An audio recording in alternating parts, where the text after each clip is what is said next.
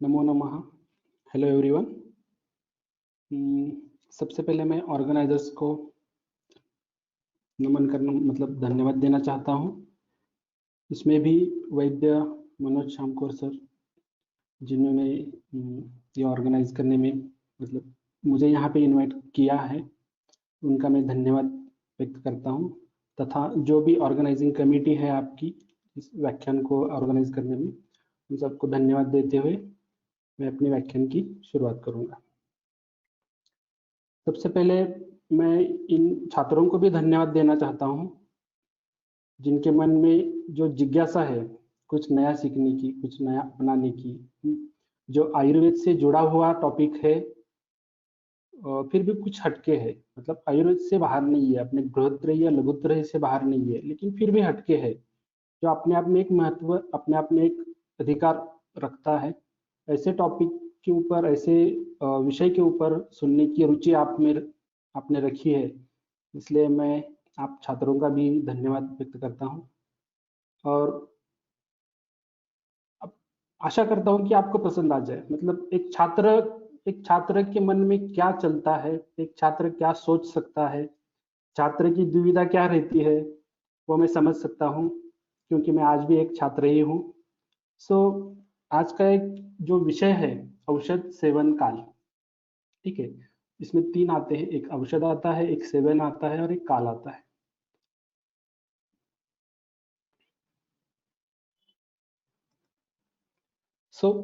हमारा टॉपिक जो है आज का वो सब पूरी तरह जुड़ा हुआ है पंच महाभूतों से। सबसे पहले मैं पंचभौतिक तत्व जो भी है इस यूनिवर्स में, इस सृष्टि में, सजीव निर्जीव जो भी है, सर्वद्रव्यम पांचभौतिकम अस्मिन् अर्थे, ऐसे तो आपने पढ़ा होगा पदार्थ विज्ञान के अंदर।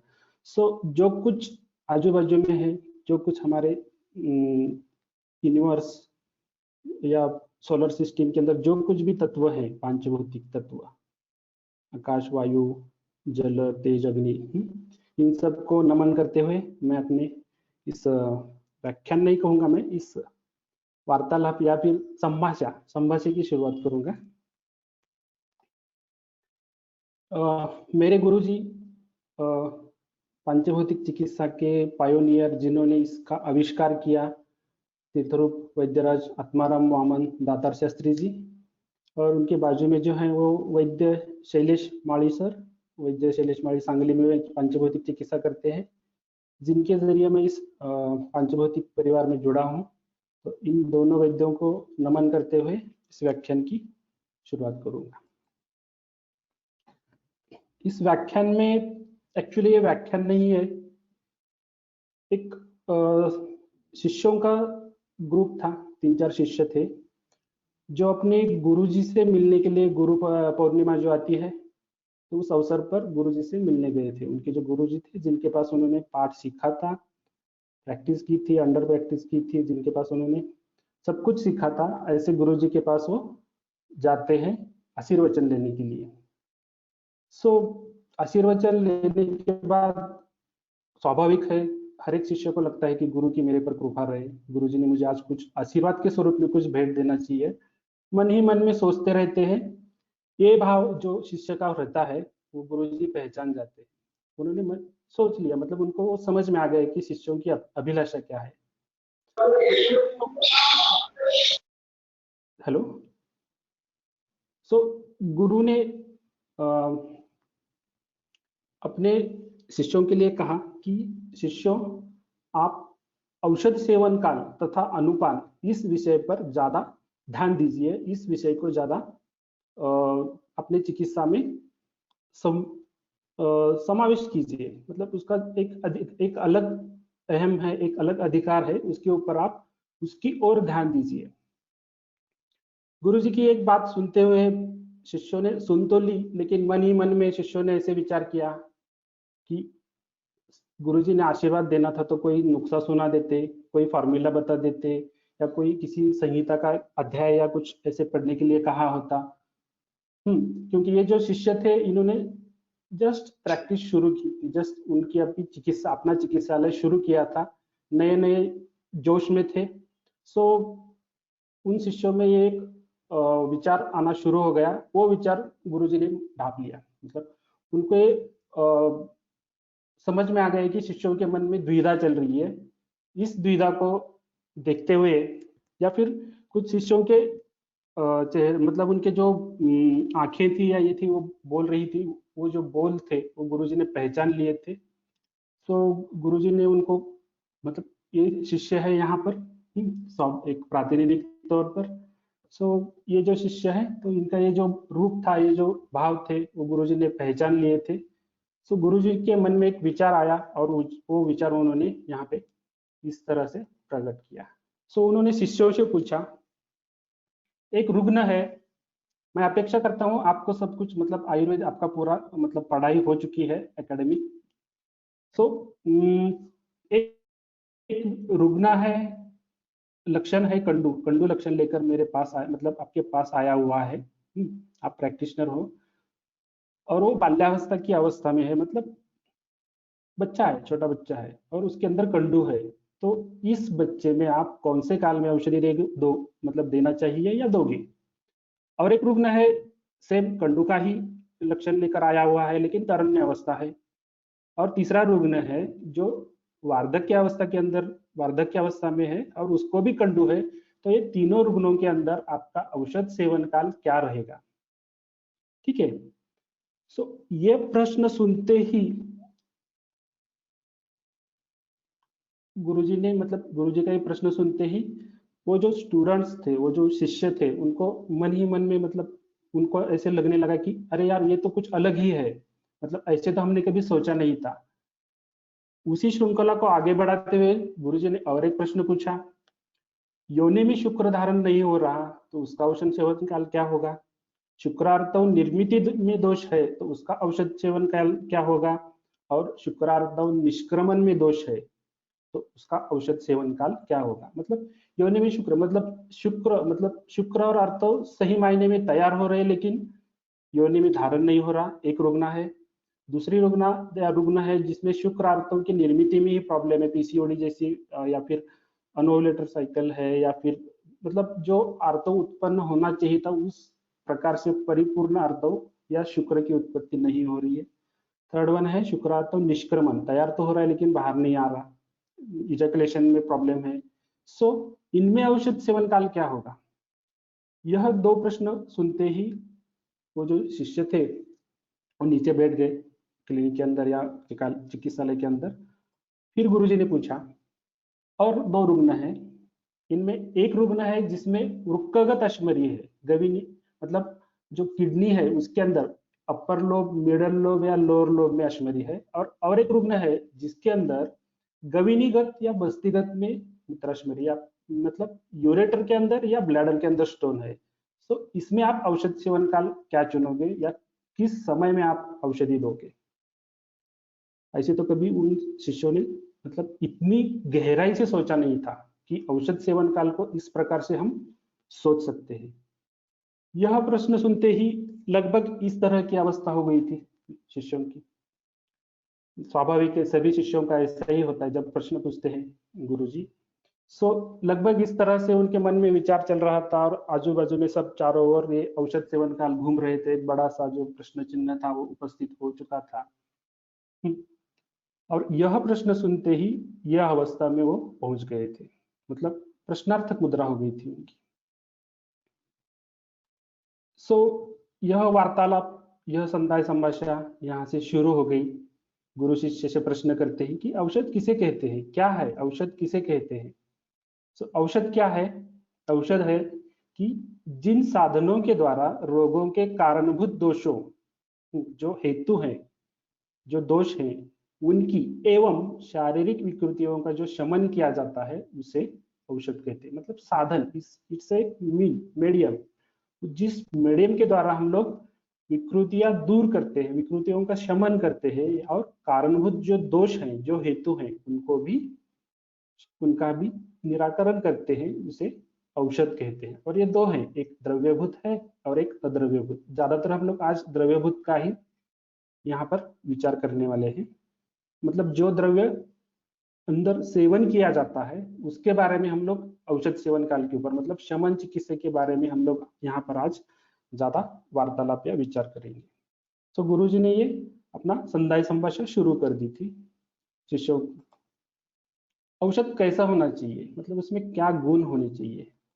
तो औषध क्या है, विषक द्रव्यानुपस्थाता रोगीपाद चतुष्टय, मतलब ये सब कुछ आपको पता है। इसमें द्रव्य का क्या है, गुण क्या है, बहुकल्पम बहुगुणम संपन्नम योग्यम औषधम, ये सब आपको पता है, मैं इसकी ओर ज्यादा नहीं जाऊंगा। और फिर गुरु शिष्य से प्रश्न करते हैं कि काल किसे कहते हैं, जो हमारे विषय से मतलब निगड़ित है। एक हो गया औषध और दूसरा हो गया काल। तो काल किसे कहते हैं और उसका महत्व क्या है।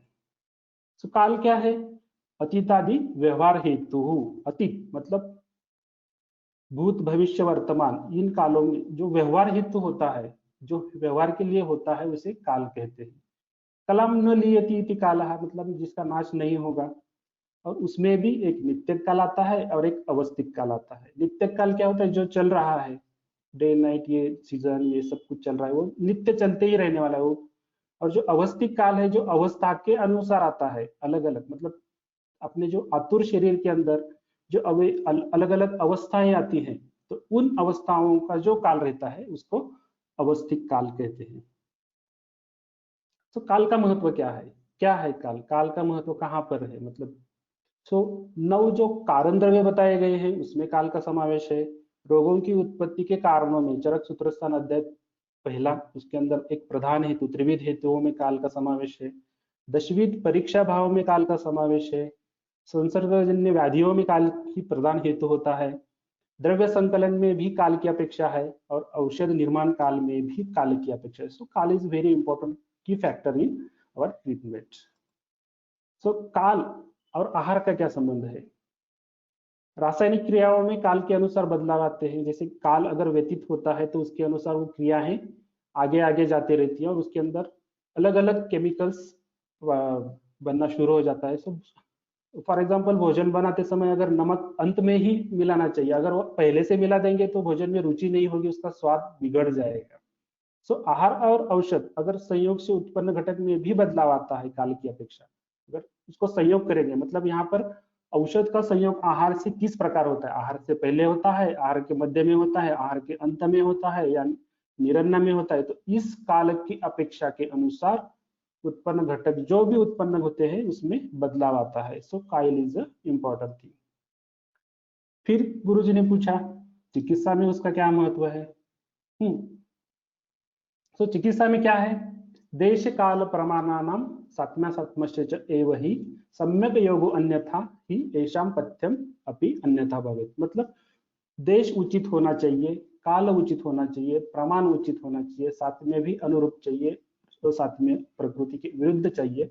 और इन सब चीजों का अगर हम लोग संयोग करते हैं दैट इज चिकित्सा, वो चिकित्सा होती है। सो उचित काल, केवल काल नहीं, उचित काल होना चाहिए, उसका चिकित्सा में महत्व है। ये सब सुनने के बाद फिर शिष्य पूछते हैं गुरु जी से कि गुरु जी भेषज काल अगर सीखना है, भेषज काल जानना है, तो उसके निश्चित घटक क्या है, व्हाट आर द पैरामीटर्स जिनके बलबूते हम लोग एक काल निश्चित कर सके, और इसे जानना कैसे है, इसे पहचानना कैसे है। सो गुरु जी ने बताया भेषज काल निश्चित घटक पहला आता है दिन, मीन्स अहोरात्र, जो पूरे 24 घंटे, जो पूरे 24 घंटे का जो टाइम पीरियड होता है, ड्यूरेशन होता है, उसको अहोरात्र कहते हैं। तो एक सबसे पहला इंपॉर्टेंट फैक्टर क्या है, दिन। इसके अनुरूप हमें काल चुनना होता है, हमें काल को लेना होता है। उससे आगे आता है वय, जो रुग्ण का वय है उसके अनुरूप हमें औषध सेवन काल निश्चित करनी होती है। तीसरा आता है जीर्ण लक्षण, यहाँ पर आहार का जीर्ण लक्षण प्लस औषध का जीर्ण लक्षण लेना है। मतलब जीर्ण लक्षण अगर आपके शरीर में दिखता है, आपके शरीर में अनुभव करते हो आप, तो ही आप औषध सेवन काल औषध ले सकते हो। फोर्थ वन है ऋतु। फिफ्थ वन देश, यहाँ पर भूमि देश लेना है, ना कि अतुर देश। और सिक्स वन है व्याधि दुष्य। सो ये 6 फैक्टर है, दीज आर द 6 पैरामीटर्स। यह हमें काल निश्चित में महत्वपूर्ण रोल रखते हैं, हमें गाइड करते हैं, हमें काल निश्चिति में योगदान देते हैं। ठीक है। सो पहले आता है अहोरात्र। अहोरात्र में मान लीजिए कि सुबह 6 बजे सूर्योदय होता है और शाम के 6 बजे सूर्यास्त होता है, तो फिर ये ऐसे स्ट्रक्चर दिखेगा आपको। पहला प्रहर रहता है, पूरे दिन का जो 3 प्रहर आते हैं उसमें पहला प्रहर रहता है कफ का, दूसरा प्रहर आता है पित्त का, तीसरा प्रहर आता है वात का। लगभग 4 घंटे का एक प्रहर होता है।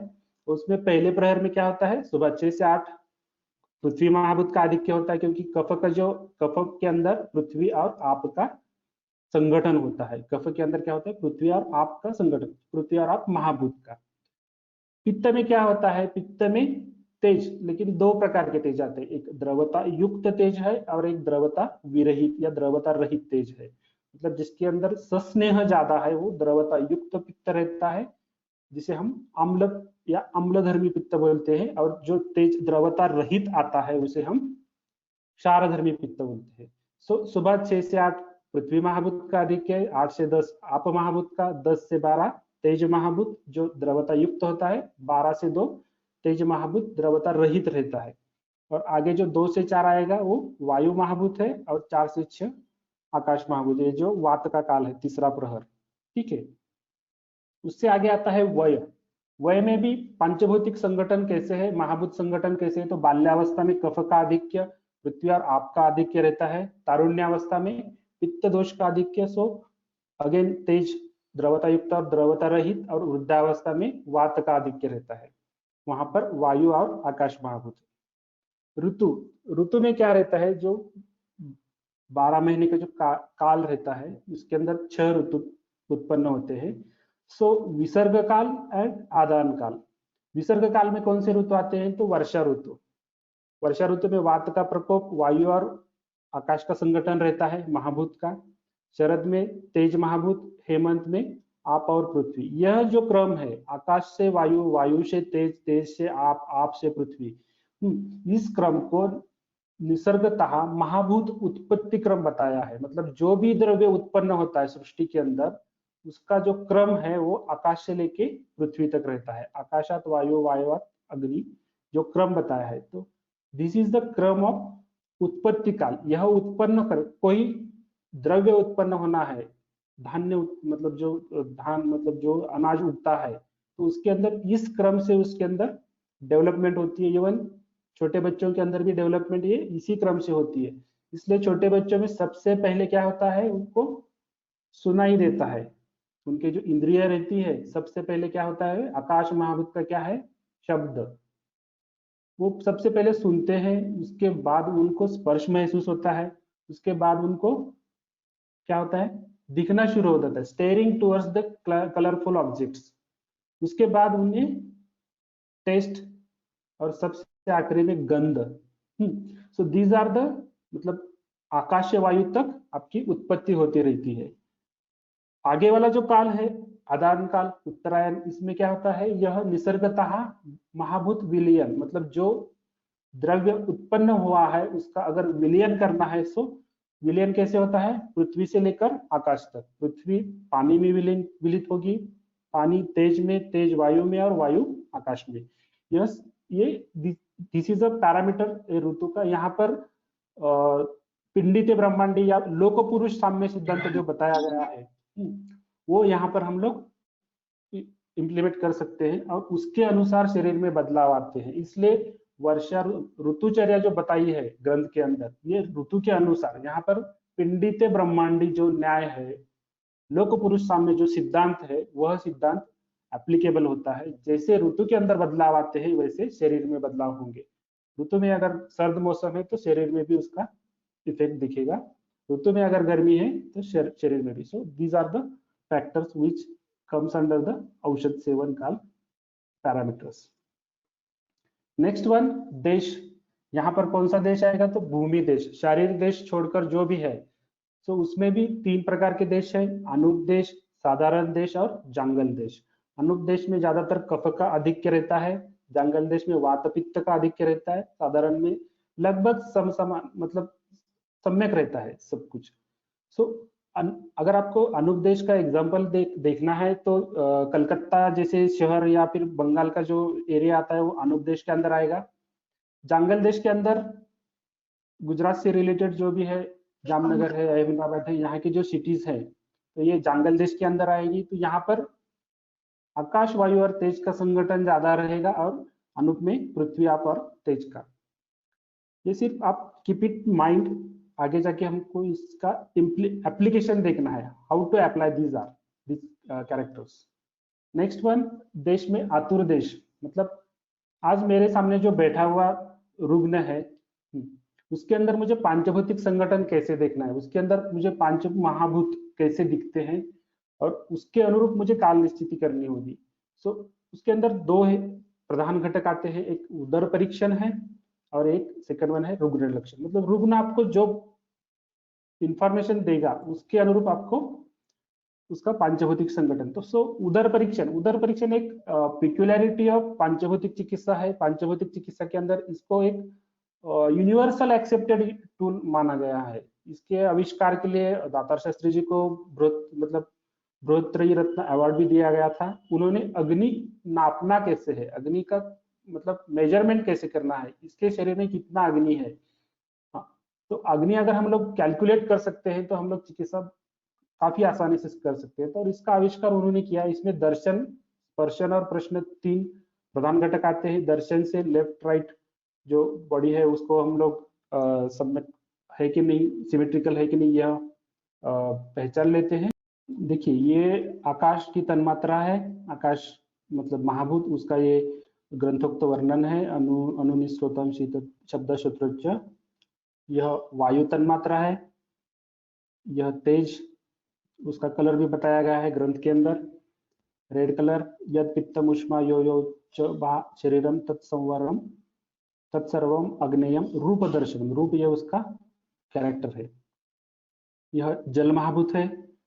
द्रव, सर, मंद, स्निग्ध, मृदु, पिच्छिल, यह सब उसके गुण हैं।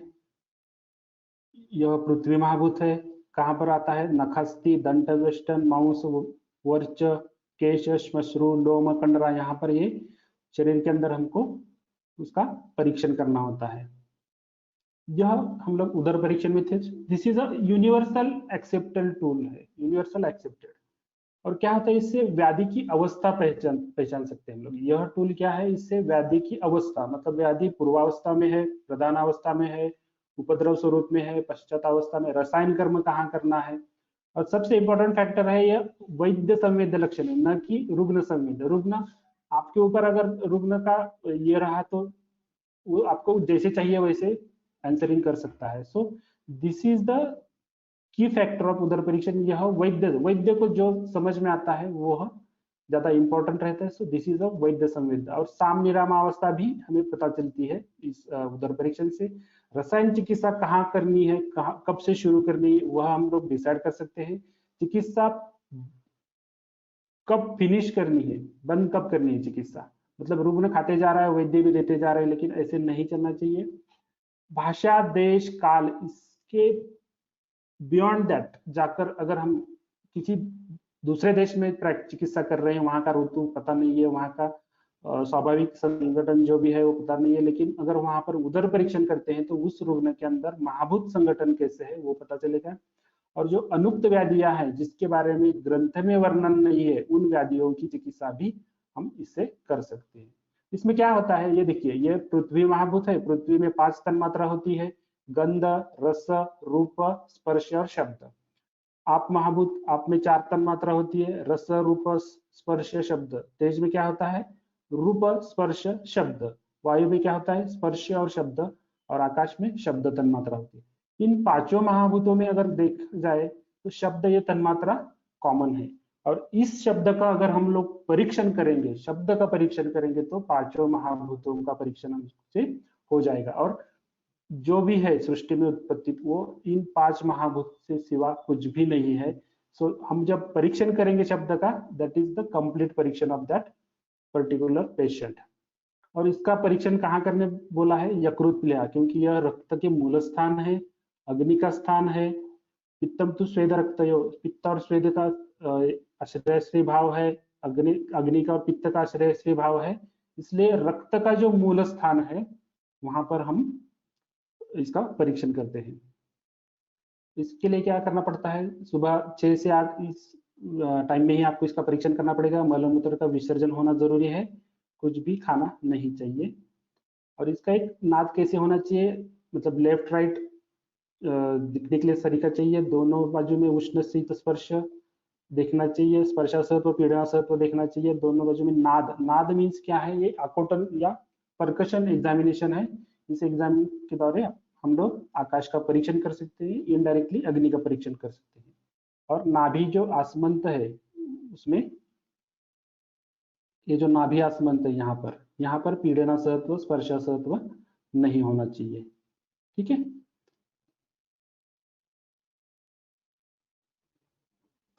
तो ये उदर परीक्षण है। उदर परीक्षण के थ्रू हम लोग पांचभौतिक संगठन का आकलन कर सकते हैं, देख सकते हैं। सेकेंड वन, रुग्ण लक्षण। रुग्ण लक्षण आपको अगर उसके अंदर व्यक्तावस्था कहाँ पर है, उस कौन से एरिया के अंदर रुग्ण लक्षण बता रहा है, कौन सी एरिया में पॉइंट आउट कर। छोटा बच्चा है तो अगर पेट दर्द के लिए या फिर एब्डोमेन पेन के लिए आता है तो वो इंडिकेट करता है, पॉइंट आउट करता है कि यहाँ पर मुझे दर्द है। अकॉर्डिंग टू दैट हमें औषध सेवन काल, एरिया के अनुरूप हमें औषध सेवन काल निश्चित ही करना पड़ती है।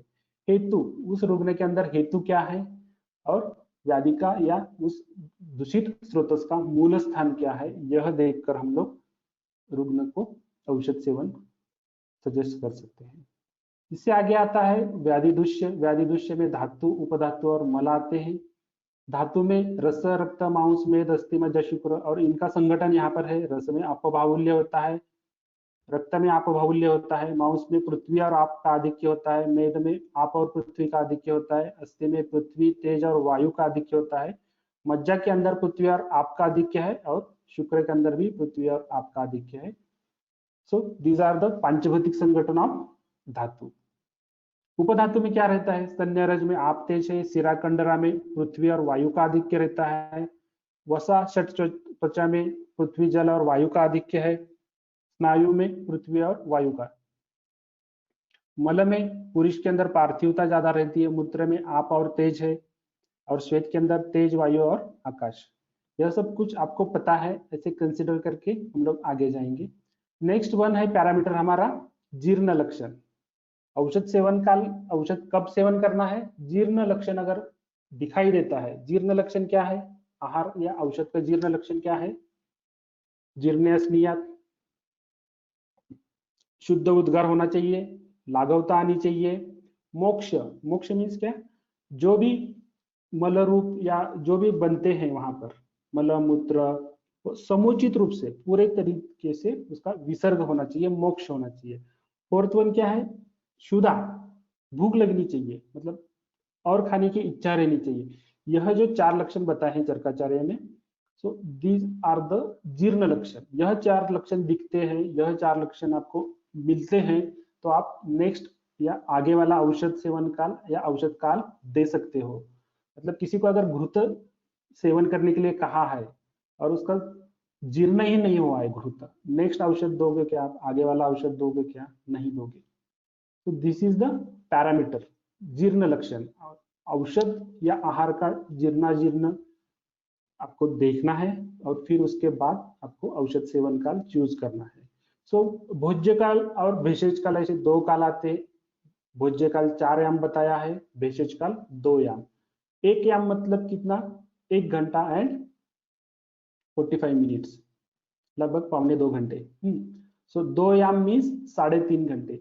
सो 3 आवर एंड हाफ, 3.5 आवर यह जो है ये 2 याम होता है। और मिनिमम इतना ड्यूरेशन चाहिए आपके औषध में, अगर प्रीवियस औषध दिया है दोनों चाहिए, उसके अंदर काल भी व्यतीत होना चाहिए और जीर्ण लक्षण भी दिखना चाहिए। ठीक है, so these are the factors. अब औषध, आहार और रस और काल में क्या संबंध आता है। आहार हम लोग जो सेवन करते हैं तो मधुर आम्ल प्रारंभ में सेवन करते हैं और तिक्त कषाय मतलब जब भोजन समाप्ति होती है, भोजन जब आखिरी दौर में रहता है तब हम लोग तिक्त या कषाय रस का सेवन करते हैं। यह क्या करता है, अग्नि को संरक्षित करने के लिए कहा है।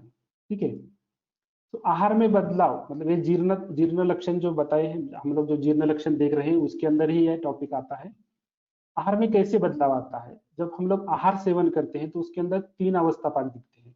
पहले आता है मधुर, दूसरा आता है अम्ल, तीसरा आता है कटु। मधुर के अंदर कफ, अम्ल के अंदर पित्त और कटु के अंदर वात दोष का ये रहता है। तो यहाँ पर जो महाभूत संगठन है, यह जो मधुर है, मधुर रस के अंदर जो महाभूत आते हैं वो पृथ्वी और जल है। और इस अवस्था पाक के अंदर पृथ्वी और जल रहता है। पृथ्वी जल के बाद तेज आता है, क्योंकि जल जो है वो तेज के अंदर तेज में विलीन होता है। यहाँ पर भी विलीनीकरण होता है, यहाँ पर भी पृथ्वी से लेकर हम लोग आकाश की ओर जाते हैं। इसलिए भोजन करने के बाद जो गुरुता जड़ता जो भी रहती है वो भोजन जीर्ण होने के बाद लाघव लघुता होती है। और इसके ऊपर कुछ थेसिस भी आए हैं कि भोजन करने के बाद उनका वेट नापा गया था और 3 साढ़े 3 या जब जीर्ण लक्षण दिखते हैं रुग्णों में तो उनका वेट नापा गया था, तो उसके अंदर बदलाव आए हैं। सो दिस इज द पाचन। और यहाँ पर क्या हुआ, पृथ्वी से लेकर वायु या आकाश तक उसका विघटन हो गया। सो this is also comes under जीर्ण लक्षण। इन घटकों का आतुर्देश पर क्या परिणाम है, मतलब क्यों सीखने हैं ये घटक? सीख लिए हमने, अभी देख लिया, दिन देखा, वय देखा, ऋतु देखा, जीर्ण लक्षण, व्याधि दूष्य देखा, देश भूमि देखा, भूमि देश, इनका क्या शरीर पर क्या इफेक्ट होता है यह भी देखा हमने कि पांचभौतिक संगठन यहाँ पर जैसे रहे, ऋतु में जो पांचभौतिक संगठन है उसका डायरेक्टली इफेक्ट देश पर, आतुर पर होगा, रुग्ण पर होगा। वय का पांचभौतिक संगठन डायरेक्ट इफेक्ट आतुर के शरीर पर ही आता है। दिन अहोरात्र का भी पंचभौतिक संगठन। यहाँ पर अगर दिन का आपको देखना है तो जनरली जब वमन करते हैं तो वमन कब देते हैं? पहले प्रहर में। क्यों? क्योंकि वो कफ का काल है और कफ में भी कफ से लेकर पित्त की ओर जाने वाला, पहले प्रहर से लेकर दूसरी प्रहर की ओर जाने वाला काल है। यहाँ पर जो कफ या पृथ्वी और आप महाभूत रहते हैं उसका विलयन तेज के अंदर, तेज ने शुरू किया होता है, कफ द्रवीभूत हो जाता है और द्रवीभूत कफ निकलना आसान होता है। इसलिए दिन दिन का जो काल बताया है, कौन से काल में वमन करना चाहिए, कौन से काल में विरेचन करना चाहिए, कौन से काल में बस्ती देना चाहिए, यह दिन के अनुसार होता है। बस्ती कब देंगे? तो थर्ड प्रहर में, वहां पर वात का उद्गमन या वात रहता है, वायु और आकाश महाभूत का संगठन रहता है। ऐसे ही देश का भी रहता है, कौन से देश में अगर किसी रुग्ण को कलकत्ता जैसे शहर में या सिटी में रहने में कोई दिक्कत आती है, वहां पर उसको अगर अस्थेमेटिक हिस्ट्री है, कफज व्याधि है, तो अगर उसको हम लोग सजेस्ट करेंगे साधारण देश या जंगल देश में आप जाकर रहिए, तो आपको औषधियों का ज्यादा सेवन करने की जरूरत नहीं है, यह भी हम लोग सजेस्ट कर सकते हैं। तो देश भी बदल सकते हैं। व्याधि दूष्य तो हमने देखा, जीर्णाहार देखा। So these are the factors which are affecting on the देश, मतलब आतुर देश। तो ये जो फैक्टर्स देखे हैं, पैरामीटर्स देखे, इनका रुग्ण शरीर में कैसे पहचानना है, देखना कैसे? एक तो हमने उदर परीक्षण देख लिया। तो एज ए शिष्य या स्टूडेंट देखिए, पूरा कैलकुलेशन है। वय में मुझे कौन से महाभूत मिले, पृथ्वी मिला, जल मिला, तेज मिला, वायु मिला या आकाश मिला, और कितने प्रमाण में। 1 to 10 आप यहाँ पे नंबरिंग कर दो वीएस मेथड से, विजुअल एनालॉग स्केल या ऐसे। दिन या अहोरात्र में मुझे कौन से महाभूत मिले रुग्ण के अंदर, वो यहाँ पर लिख दीजिए आप। ऋतु के अनुसार मुझे पांचभौतिक संगठन कैसे मिला, पृथ्वी कितना मिला, जल कितना मिला, तेज कितना मिला, वायु कितना मिला, आकाश कितना मिला। देश, भूमि देश के अनुरूप मुझे यहाँ पर कौन सा महाभूत संगठन दिखा, वो यहाँ पर लिख दीजिए। व्याधि दूष्य के अनुसार मुझे यहाँ पर पंचभौतिक संगठन कौन सा मिला, वो यहाँ पर लिख दीजिए। और नीचे कुल प्राप्त पृथ्वी महाभूत कितना था, जल कितना था, तेज कितना था, वायु कितना था और आकाश कितना था। इनमें जिसकी अधिकता ज्यादा रहेगी उस महाभूत का संगठन आतुर शरीर के अंदर ज्यादा है। तो चिकित्सा वेरी सिंपल, चिकित्सा क्या करनी है हमको,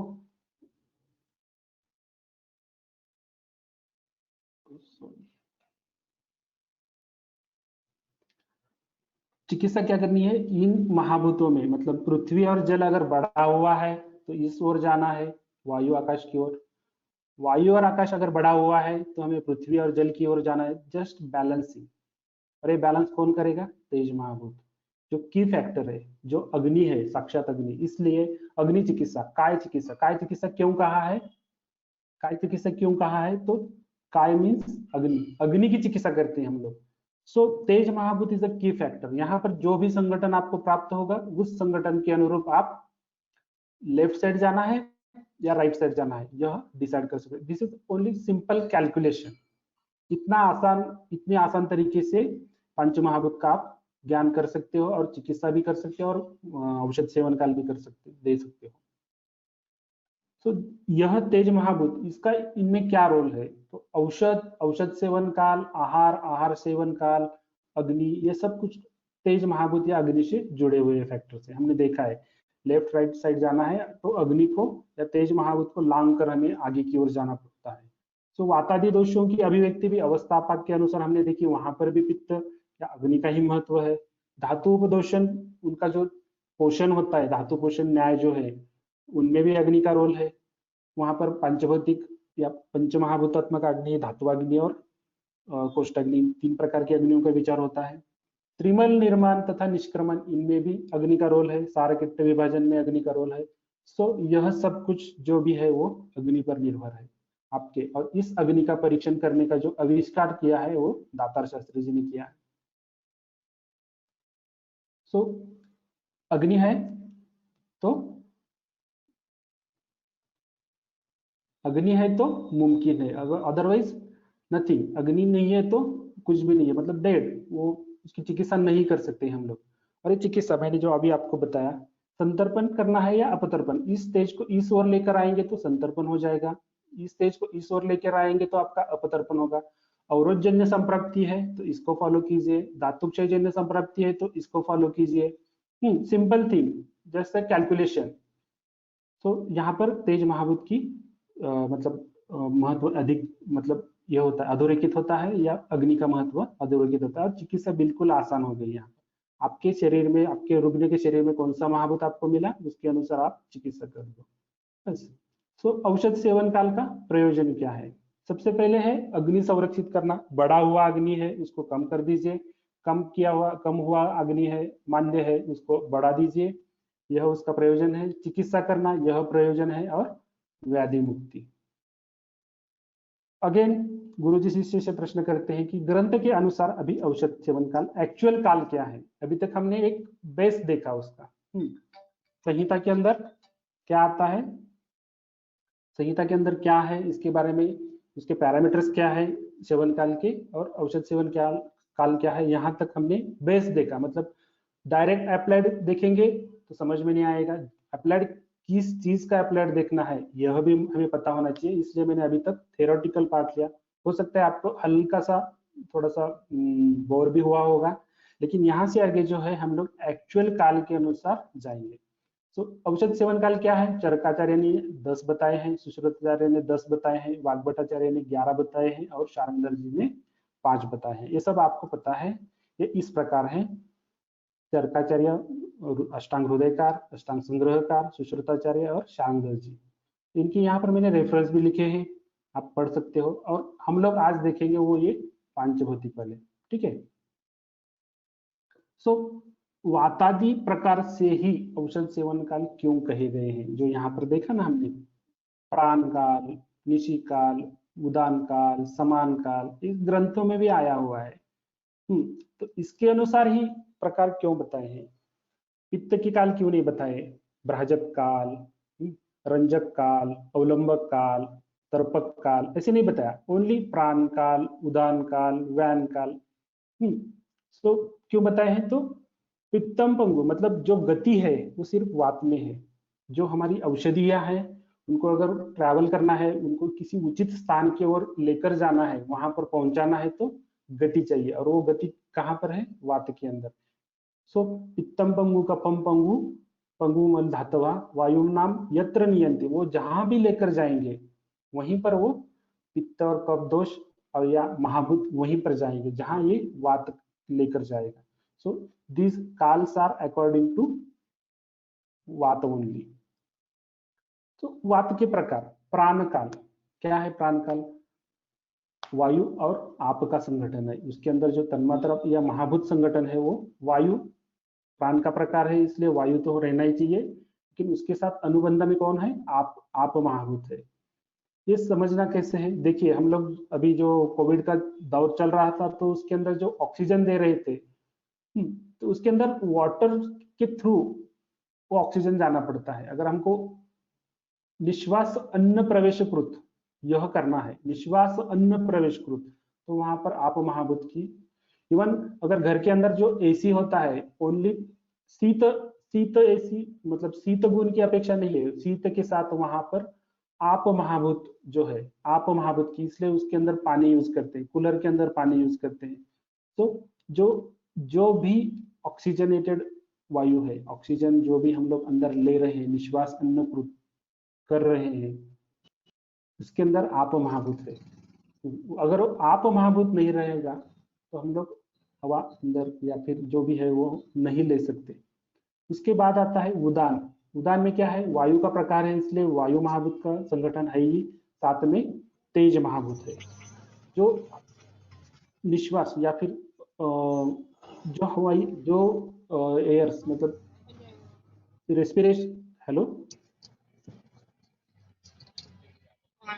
हेलो, हेलो। हाँ जी सर। हाँ, एनी प्रॉब्लम नहीं है ना? No no no sir, no problem. नहीं, आवाज। तो उदान वायु जो है उसके अंदर जो बाहर हम लोग जब श्वास बाहर की ओर आते हैं, मतलब कुंभक रेचक रेचक जब करते हैं तो उसके थ्रू जो हवा निकलती है वो गर्म हवा रहती है। उसके अंदर तेज तेज का जो यहाँ पर बताया है वो तेज रहता है, और इसलिए ये उदान उदान वायु के साथ जुड़ जाता है तेज, और उसका उदान के ऊपर कार्य रहता है। व्यान वायु के अंदर जो है वायु का प्रकार है, इसलिए वायु तो है ही, साथ में आकाश। व्यान वायु कहाँ पे काम करता है? हृदय।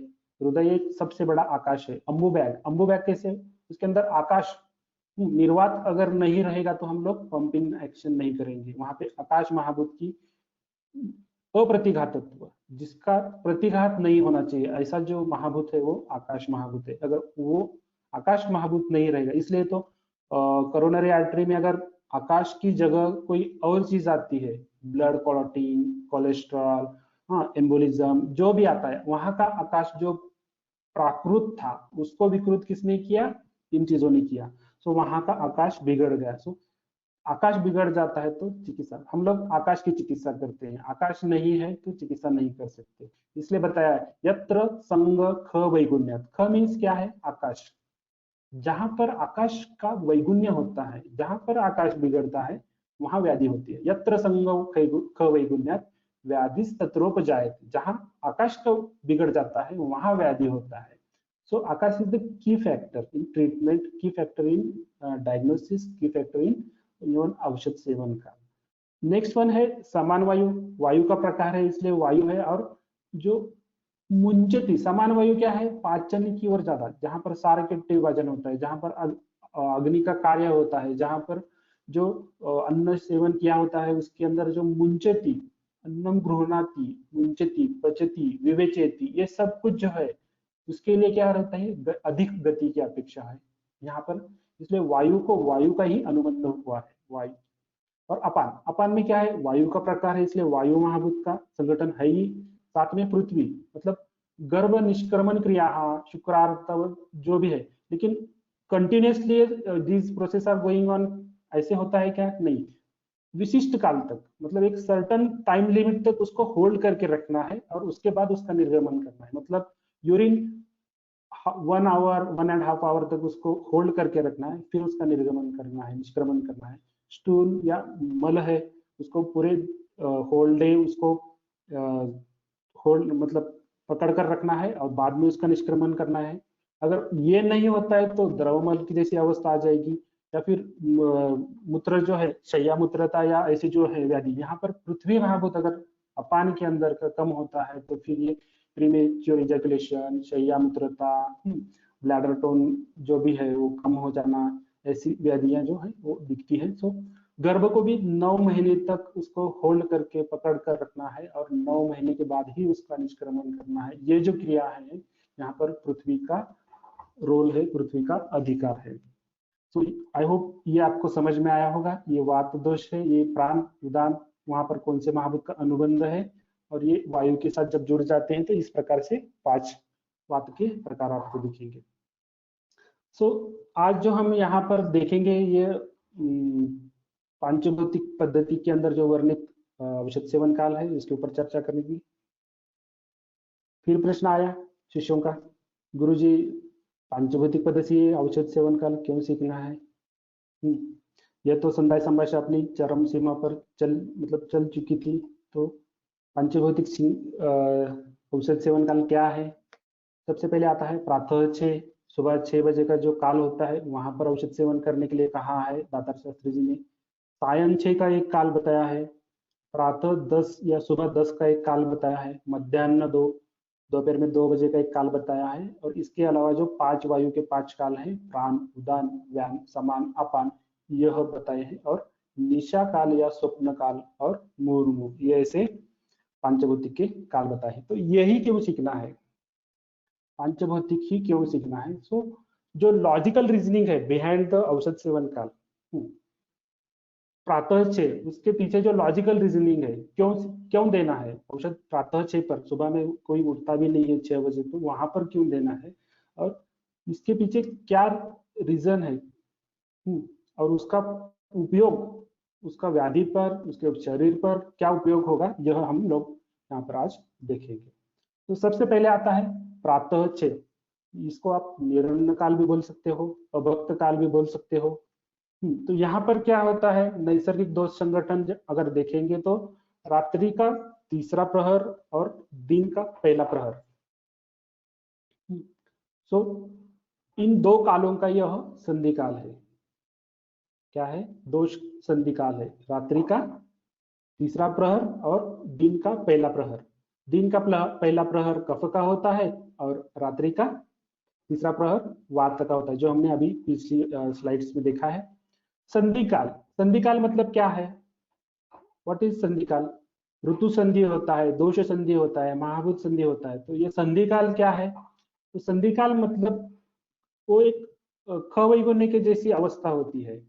मतलब जब ओहर देते हैं हम लोग, जब हॉस्पिटल में ड्यूटीज करते हैं तो ओहर देते हैं एक दूसरे को कि पहले आज तक के पेशेंट का जो भी है डेटा वो आगे वाले को देना। इस दौरान अगर कोई रिलेटिव्स पेशेंट्स का या कोई भी आकर पेशेंट को मिलना हो तो उस दौरान जा सकता है, क्योंकि उस वक्त हम लोग संधि काल के अंदर होते हैं। या फिर जो आर्मी के ऑफिसेस होते हैं, या फिर जो ऐसे प्लेसेस होते हैं जहाँ पर अन्नपान मतलब जो यातायात होती है इसकी, तो उस दौरान अगर कोई उसके वाहन के थ्रू वहां पर पहुंचना है उसे, तो वह जा सकता है। तो इसे संधि काल होते हैं। संधि काल में जो दोष रहते हैं वात या कफ, वो लीन अवस्था या कमजोर रहते हैं। तो ऐसे काल में अगर हम लोग औषध का यह देंगे, औषध देंगे, तो वह औषध ज्यादा पोटेंसी से, ज्यादा फोर्सफुली और विद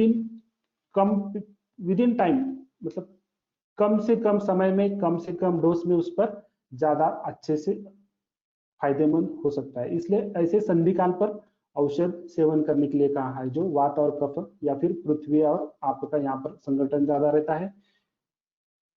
दोष स्थिति क्या है? तो यहाँ पर वातक क्षय है और कफ का उत्क्लेश है। यहाँ पर वातक क्षय हो रहा है और कफ यहाँ से आगे 10 बजे तक कफ बढ़ने वाला है। तो यहाँ पर जो अपेक्षित औषधियां है वह कफ की ओर काम करने वाली, जो आगे होने वाली जो घटना है, आगे होने वाले जो दोष उत्क्लेशन है, उसके ऊपर काम करने वाली औषधियां यहाँ पर हम लोग दे सकते हैं। यह होता है प्रातः 6 का काल, जो निरन्न और अभक्त है। तो इसके अंदर अर्ह व्याधियां कौन सी है, कौन सी व्याधियों में हम लोग यह काल यूज कर सकते हैं? सो यकृत के विकृत नाद, मतलब ये तो थोड़ा अलग टॉपिक है, आपको इसको अलग से ही देखना पड़ेगा। तो यकृत में अगर नाद बिगड़ जाते हैं यकृत अवयव के ऊपर, तो वहां पर यह औषध सेवन का यूज होता है। नेक्स्ट वन है अवरोधात्मक संप्राप्ति, जो भी है कफ संप्राप्ति, अवरोध, जहां पर अवरोध हुआ है, अवरोधात्मक संप्राप्ति की जो भी व्याधियां हैं, वहां पर हम लोग इस काल में इस उचित काल में उचित मात्रा में अगर औषध सेवन करेंगे तो उसका इफेक्ट जो 10 दिन के बाद, रेगुलर औषध सेवन काल के बाद जो 10 दिन में इफेक्ट दिखने वाला है, वह यहाँ पर 2 या 3 दिन में आपको दिख सकता है। दिस इज जस्ट लाइक अ सूक्ष्म शोधन। स्थूल शोधन जो हम लोग पंचकर्म में करते हैं वह स्थूल शोधन हो गया, और यहाँ पर हम लोग सूक्ष्म शोधन करेंगे। सूक्ष्म शोधन होता है सो आपकी जो औषधि मात्रा है वो कम से कम काम में, कम से कम टाइम पीरियड में आपकी यूजफुल रहेगी। अनदर वन इज रुद्रपद कामला, आपने पढ़ा होगा रुद्रपद कामला का, पांडु के अंदर या इधर भी आया हुआ है उसका उल्लेख। तो रुद्रपद कामला मिलती है, तो हाँ मिलती है, जरूर मिलते हैं ऐसे पेशेंट। तिल पिष्ट निभम जो स्टूल या मल का वर्ण बताया गया है। और यह व्याधि देखना कैसे है, इसको एप्लाइड इसका क्या है, कैसे देखना है, तो जो पित्ताश्मरी की व्याधि आती है ना, पित्ताश्मरी का रुग्ण अगर आपके पास आता है, तो पित्ताश्मरी अगर डक्ट में फंस जाती है तो क्या होता है, रुद्रपद कामला ही होती है, ऑब्स्ट्रक्टिव जॉन्डिस, बराबर। सो ऐसे व्याधियों में हम लोग का अगर आपके पास पित्ताश्मरी का रुग्ण आता है तो उस काल में आप पित्त के ऊपर काम करने वाली, अश्मरी के ऊपर काम करने वाली औषधि, जैसे हम लोग पांचभौतिक चिकित्सा में ताम्रभस्म यूज करते हैं, सोमनाथी ताम्रभस्म। कुपिपक्व यह है, रसायन है, कुपिपक्व की पद्धति से बनाया हुआ। तो वह अगर हम लोग मूली के स्वरस के साथ यहाँ पर यूज करते हैं विथ हनी, तो that is very effective treatment. Even यह छोटे बच्चों के अंदर भी यूज करते हैं कफज व्याधियों में, और जहां पर भेदन कार्य अपेक्षित है, मतलब भेद होना चाहिए, कफ का भेदन करके पित्त तक पहुंचना है, वहां पर ये औषधियां इस काल में उपयुक्त हो सकती है। कफज विकार में है, मेदज विकार में है, मेदज विकार में यहाँ इस औषध सेवन काल से अच्छा और कोई काल नहीं हो सकता। इसमें कौन सी औषधियां यूजफुल रहेगी, औषधियां तो आरोग्यवर्धनी है जो जनरली हम लोग सभी यूज करते हैं। यहाँ पर कुटकी जैसा भेदन द्रव्य है उसके अंदर, तो वो यहाँ पर अच्छे से काम करेगा। फलत्रिकादि गुग्गुल, पिक्युलरिटी फलत्रिकादि जो कषाय बताया है उसका ही गुग्गुल बनाकर वह 60 मिलीग्राम 125 मिलीग्राम की डोज में अगर इस काल में हम लोग यूज करेंगे तो औषध मतलब जो पूरे पोटेंशियल से यूज होगी, जितना हम औषध देंगे उसका टोटल एग्जीक्यूशन वहां पर दिखेगा। कुमारी आस्तव के जैसे है जो कफज अवरोधजन्य जो जो भी संप्रतियां होती है फीमेल में आफ्टर मतलब रजस्राव से रिलेटेड वहां पर यूज होगी कुमारी आस्तव की जैसे, मतलब अग्निमांद्य है, पीसीओडी है, वहां पर जो अवरोध है, कफ का या आम का आवरण है, वहां पर कुमारी आस्तव की जैसी औषधियां सुबह 6 काल में हम लोग यूज कर सकते हैं। सोमनाथी ताम्ररस अभी मैंने आपको बताया, और परिपाठादि काढ़ा जो जहां पर विकृत क्षारधर्मी उष्णता बढ़ गई है वहां पे अल्प शोधन या अल्प भेदन करने के लिए परिपाठा की जैसे जैसे हर्पीज है, हर्पीज के अंदर हम लोग परिपाठादि काढ़ा अच्छे से यूज कर सकते हैं इस काल में। सो यहाँ पर प्रिकॉशन क्या लेना है, रुग्ण की मतलब एक वैद्य की रुग्ण से क्या अपेक्षा होगी, तो रोगी और रुग्ण बल अच्छा होना चाहिए। इस औषध सेवन काल में अगर हम लोग औषध देना है तो दोनों का बल अच्छा होना चाहिए। औषध सेवन काल के पूर्व व पश्चात कम से कम 30 मिनट्स तक खान पान नहीं करना चाहिए, मतलब कुछ खाना नहीं है। इससे क्या होगा, अगर किसी कारणवश रुग्ण खा लेता है तो वहां पर जो स्वाभाविक गति है यकृत से लघ्वांतर की ओर जो पाचक स्राव वहां से हो रहा है उसकी जो स्वाभाविक गति है उसके अगेंस्ट, उसके विरुद्ध में जाकर औषध को काम करना पड़ेगा, औषधियों को काम करना पड़ेगा, और वो थोड़ी सी औषध की ज्यादातर एनर्जी उसी में खर्च होगी। इसलिए अगर निरन्न या अवकाश वहां पर प्रॉपर है तो आपकी औषधियां अच्छे से काम करेगी।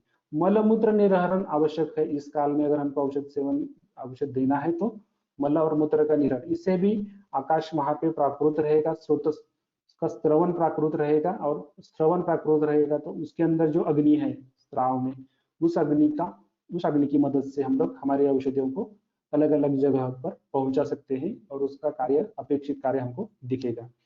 अनुपान क्या है, तो कोष्ण जल पर्याप्त मात्रा में, और अगर परिपाठा यूज करते हैं तो वहां पर स्वांगशित या शुद्ध शीत जल इसका सेवन करना चाहिए यहाँ पर अनुपान के तौर पर इस काल में। ठीक है, सो यह उसकी अपेक्षा, मतलब रुग्ण अगर यह फॉलो करता है इन चीजों का तो आपको उसकी फलश्रुति जो है वो पूरी मिलेगी। इसके बाद आता है सायं 6 का काल। सायं 6 के काल में क्या होता है, महाभूत संगठन वही है जो सुबह 6 में या प्रातः 6 में था, वही महाभूत संगठन है। दिन का तीसरा प्रहर और रात का पहला प्रहर, इसका जो संधि काल है उसको सायं 6 औषध सेवन काल कहते हैं।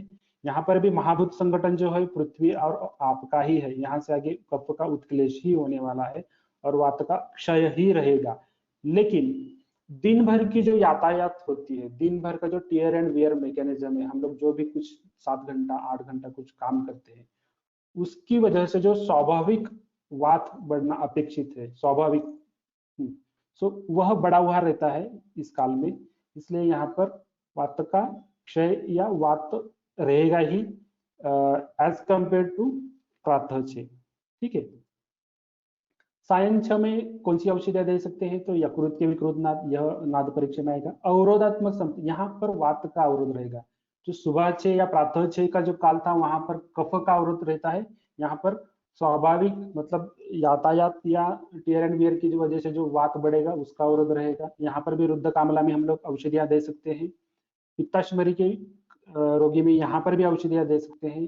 पाचन और अनुलोमन जहां पर अपेक्षित है, जैसे मूत्राघात का व्याधि है, मूत्राघात का रुग्ण है, तो वहां पर उत्पत्ति ही कम हो रही है मूत्र की, तो वहां पर उत्पत्ति बढ़ाकर उसको अनुलोमन करना, अनुलोमित करना, ऐसे काल अपेक्षित जहां पर है, जिस व्याधि में अपेक्षित है, ऐसे व्याधियों में हम लोग यह काल यूज कर सकते हैं। अगेन कफज आमजन्य यहाँ पर भी है। मेदोज विकार में यहाँ पर दे सकते हैं। और मूत्रोत्पत्ति और निर्हरण, यह जो मैंने अभी बताया। औषधियां कौन सी है? यहाँ पर स्वदृष्टादि गुगुल है, जो परावर्तित पाठ है, जो गोक्षुरादि गुगुल है, उसको ही परावर्तित किया है दातर शास्त्री जी ने, और उसको यहाँ पर हम लोग छ के काल में यूज कर सकते हैं। हरलू या कुरडालुवटी जो है, इसका यूज कर सकते हैं, जो पाचन करके अनुलोमन या मूत्र क्लेद वहनम जो है कार्य, वह अपेक्षित इस औषधि से हो जाएगा। परिपाठादि काढ़ा है और फलत्रिकादि गुगुल जैसी औषधियां यहाँ पर यूज में आती है। इसमें भी अपेक्षा जो है रुग्ण से, तो 12 से 1 तक अन्न सेवन करना अपेक्षित है, मध्याह्न भोजन जो है उसका, ताकि 4 घंटे या 5 घंटे का अवसर मिले, जो हमने भोज्य काल में देखा था 3.5 आवर, तो 4 या 4.5 घंटे तक वो अवसर मिलेगा। और जीर्ण लक्षण जो है वो पूरी तरह से अपेक्षित है। यहाँ पर औषध सेवन काल पूर्व व पश्चात 30 मिनट तक, यह तो मतलब औषध के साथ अगर अन्न के साथ औषधियां मिल जाती है तो उसका जो वीर्य होता है वो थोड़ा कम हो जाता है, या फिर औषध की मात्रा अधिक रहती है ऐसे समय में।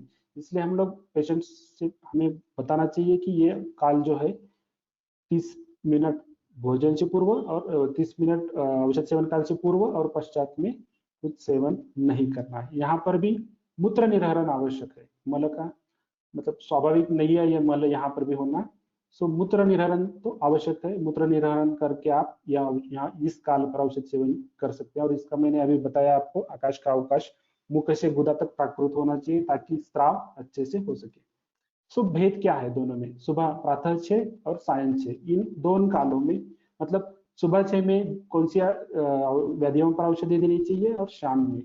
तो औषधि पूर्ण क्षमता से कार्य करती है प्रातः 6 में अगर आप दवाई यूज करेंगे तो। सायं 6 में क्या होता है? पूर्ण क्षमता से कार्य नहीं होता है, क्योंकि दोपहर का जो भोजन रहता है, मध्याह्न भोजन, उसका उसकी वजह से जो आकाश है, मुख से लेकर गुदा तक का जो आकाश का अवकाशत्व है वह अवरोधित रहता है, और जो स्त्राव होने चाहिए वो पूरी तरह से नहीं होते, और औषधियां भोजन के साथ मिल जाती है। इसलिए इस काल में पूरी क्षमता से औषधियां नहीं काम करती है। यह मैंने यहाँ पर लिखा है। पाचक स्राव पूर्ण रूप से एवं प्राकृत रहता है, यहाँ पर पूर्ण रूप से नहीं रहेगा। जटिल एवं बलवान व्याधियों में यह काल उपयुक्त है, प्रातः 6 का काल। लेकिन शेष दोष या लीन दोष जो व्याधियां होती हैं, यहाँ पर कुछ प्रमाण, कुछ अल्प प्रमाण में जो दोष है वह लीन है, शेष ऐसे काल में यह ऐसे व्याधियों में यह काल उपयोगी रहता है। प्रधान काल के रूप में स्वयंभू कार्य करता है। अकेला यही काल अगर औषधियों का यूज करेंगे तो पूर्ण ताकत से, पूरी जोश से वह व्याधि का डट के मुकाबला करेगा। लेकिन यह प्रातः 6 के साथ में सहयोग के साथ यह कार्य करता है। यकृत विकृति में प्रधान काल के रूप में इसका उपयोग होता है। यहाँ पर प्रधान काल नहीं, कभी कभी इसका यूज होता है, उपयोग होता है। सो देखा हमने, सुबह 6 का काल देखा, शाम में 6 का काल देखा, प्रातः 6 और सायं 6। हाउ टू अप्लाई, इसका एप्लीकेशन कैसे करें और वो होता है क्या? मतलब मैंने पोपट पंची, मतलब मैंने बातें की आपसे, सब कुछ हुआ, ये ऐसे लिखा है, वैसे लिखा है, ऐसे सब कुछ हो गया। हाउ टू अप्लाई, इसका होता है क्या। सो एक रुग्ण है, रिसेंट में आया हुआ था, टिपिकल उसका सिम्टम्स या कंप्लेंट थी, पानी भी नहीं पचता है, मतलब वो जो रुग्ण था उसको पानी भी नहीं पच रहा था। पिछले पिछले 1 महीने से लगभग 6 से 7 किलो तक उसका वेट लॉस हुआ था। पोस्ट कोविड केस थी। तीव्र उदरशूल, मतलब अगर कुछ पीता भी है तो प्रोजेक्टाइल वोमिटिंग, भोजनोत्तर छर्दी या कुछ पीते भी हैं तो उसके फौरन बाद उसको वोमिटिंग हो जाती थी, प्रोजेक्टाइल वोमिटिंग। उसका व्यवसाय जो था वो स्विगी डिलीवरी बॉय था, मतलब जो दिन भर भागदौड़ करना, रात में देर तक 1-2 बजे तक डिलीवरी देते रहना लोगों की अलग अलग। और जो खान पान का समय था उसका वो भी बिल्कुल अलग था, कभी भी वो खाता था और कभी भी सोता था, लेट नाइट सोना, सुबह लेट तक जागना। इसकी वजह से उसका यूएसजी रिपोर्ट है तो हिपेटोमेगैली थी और फैटी इन्फिल्ट्रेशन ऑफ लीवर था। और गैस्ट्रोस्कोपी के अंदर भी बहुत सारी फाइंडिंग्स आई हुई थी। सो वह ऐसे सिम्टम्स के साथ वो मेरे पास आया था। मैंने पांचभौतिक चिकित्सा के हिसाब से उसका उदर परीक्षण किया और उसको औषधियां दी। तो पंचभौतिक चिकित्सा से उदर परीक्षण करने के बाद जो यकृत के विकृत नाद है, तो वहां पर घनता दिखनी, मतलब जो आकाश का अवकाशत्व वो सछिद्र अवयव है, यकृत यह सछिद्र ऑर्गन है, सछिद्र अवयव है। वहां पर जो नाद उमटने चाहिए, वहां पर जो आकोटन के बाद जो आवाज आनी चाहिए जिस प्रकार की थी वैसे आवाज नहीं आ रही थी, पूरा बंद हो चुका था, आवाज आना डल नोट थे। तो ऐसी अवस्था में यकृत के ऊपर काम करने के लिए, क्योंकि यकृत की ही विकृति है इसके अंदर, हिपेटोमेगैली और फैटी इन्फिल्ट्रेशन था, यह सोचकर मैंने प्रातः 6 में फलत्रिकादि गुगुल जो वायु आकाश महाभूत से परिपूर्ण है, ऐसे महाभूत का यहाँ, ऐसे औषधियों का यहाँ पर उपयोग उपयोग किया। और इस वजह से इस रुग्ण में, मतलब यह हरड़ू है, यह क्या काम करता है, पाचन प्लस अनुलोमन, लसु से लघु सुत्सेकर, पंचभौतिक का ही कल्प है, परावर्तित पाठ है इसका, लघु सुत्सेकर का। वहां पर नागवेली पत्र स्वरस है, यहाँ पर शुंठी स्वरस, शुंठी पाठ की ही भावना दी गई है। तो only 3 medicine, 60 milligram dose of each medicine, only 5 days. और विद इन 5 डेज लगभग उसकी जो भूख थी वह 6 डे उसने एक जवार की रोटी और 1 और 2 बाउल मुदगयूश यह सेवन किया था, लेकिन उसे कुछ भी तकलीफ नहीं हुई, nothing, no projectile vomiting, no pain in abdomen, even मल और मूत्र का जो निष्क्रमण प्राकृत रूप से नहीं हो रहा था वह भी होना शुरू हो गया, मल का वर्ण स्वरूप बदल गया, यूरिन का वर्ण जो था, मतलब दुर्गंधित यूरिन, पीत वर्ण, यह जो सिम्टम्स थे वह भी उसके कम हो गए। मतलब यहाँ पर जो सामता थी, यहाँ पर जो आमज आमज व्याधि था, मतलब उसके कार्यकाल के स्वरूप हेतु उसको जो वह औषध सेवन, वह भोजन सेवन कर रहा था, उसकी वजह से आम आम उत्पत्ति और उसका आम का यकृत के अंदर स्थान संशय हो गया था। इस वजह से वायु आकाश प्रधान फलत्रिकादि गुगुल जैसी औषधियों से भेदन कर्म हो गया। जो आम का आवरण था वहां पर उसको भेदन किया तो प्राकृत स्राव जो था, पाचक स्राव, वह होना जो अपेक्षित था वह होना शुरू हो गया। हर्लू की वजह से पाचन प्लस अनुलोमन अच्छे से हुआ, मूत्र के अंदर मूत्र क्लेद वहनम में। और लघु सूत्सेकर की वजह से जो गैरिक और शुंठी का युक्त 2 ही औषधियां हैं, इस औषधि की वजह से पाचन जो अपेक्षित था वह जो आम था उसका पाचन यहाँ से प्राकृत स्वरूप में हो गया। और यह रुग्ण जिसने लगभग 1.5 महीना अलग अलग औषधियां अलग अलग हॉस्पिटल्स में जाकर दवाइयां ली थी, उस रुग्ण को हम 5 दिन में विद इन 5 डेज, और कितना डोज था, 60 मिलीग्राम, 60 मिलीग्राम, इतनी कम औषधियों में उसको लगभग 80 to 90% रिलीफ था। तो यह खासियत है इन औषध सेवन कालों की, यह खासियत है इन दवाइयों की। सो नेक्स्ट वन इज प्रातः 10। Hello Divya ma'am, hello. Yes hello. Sir. Yes sir.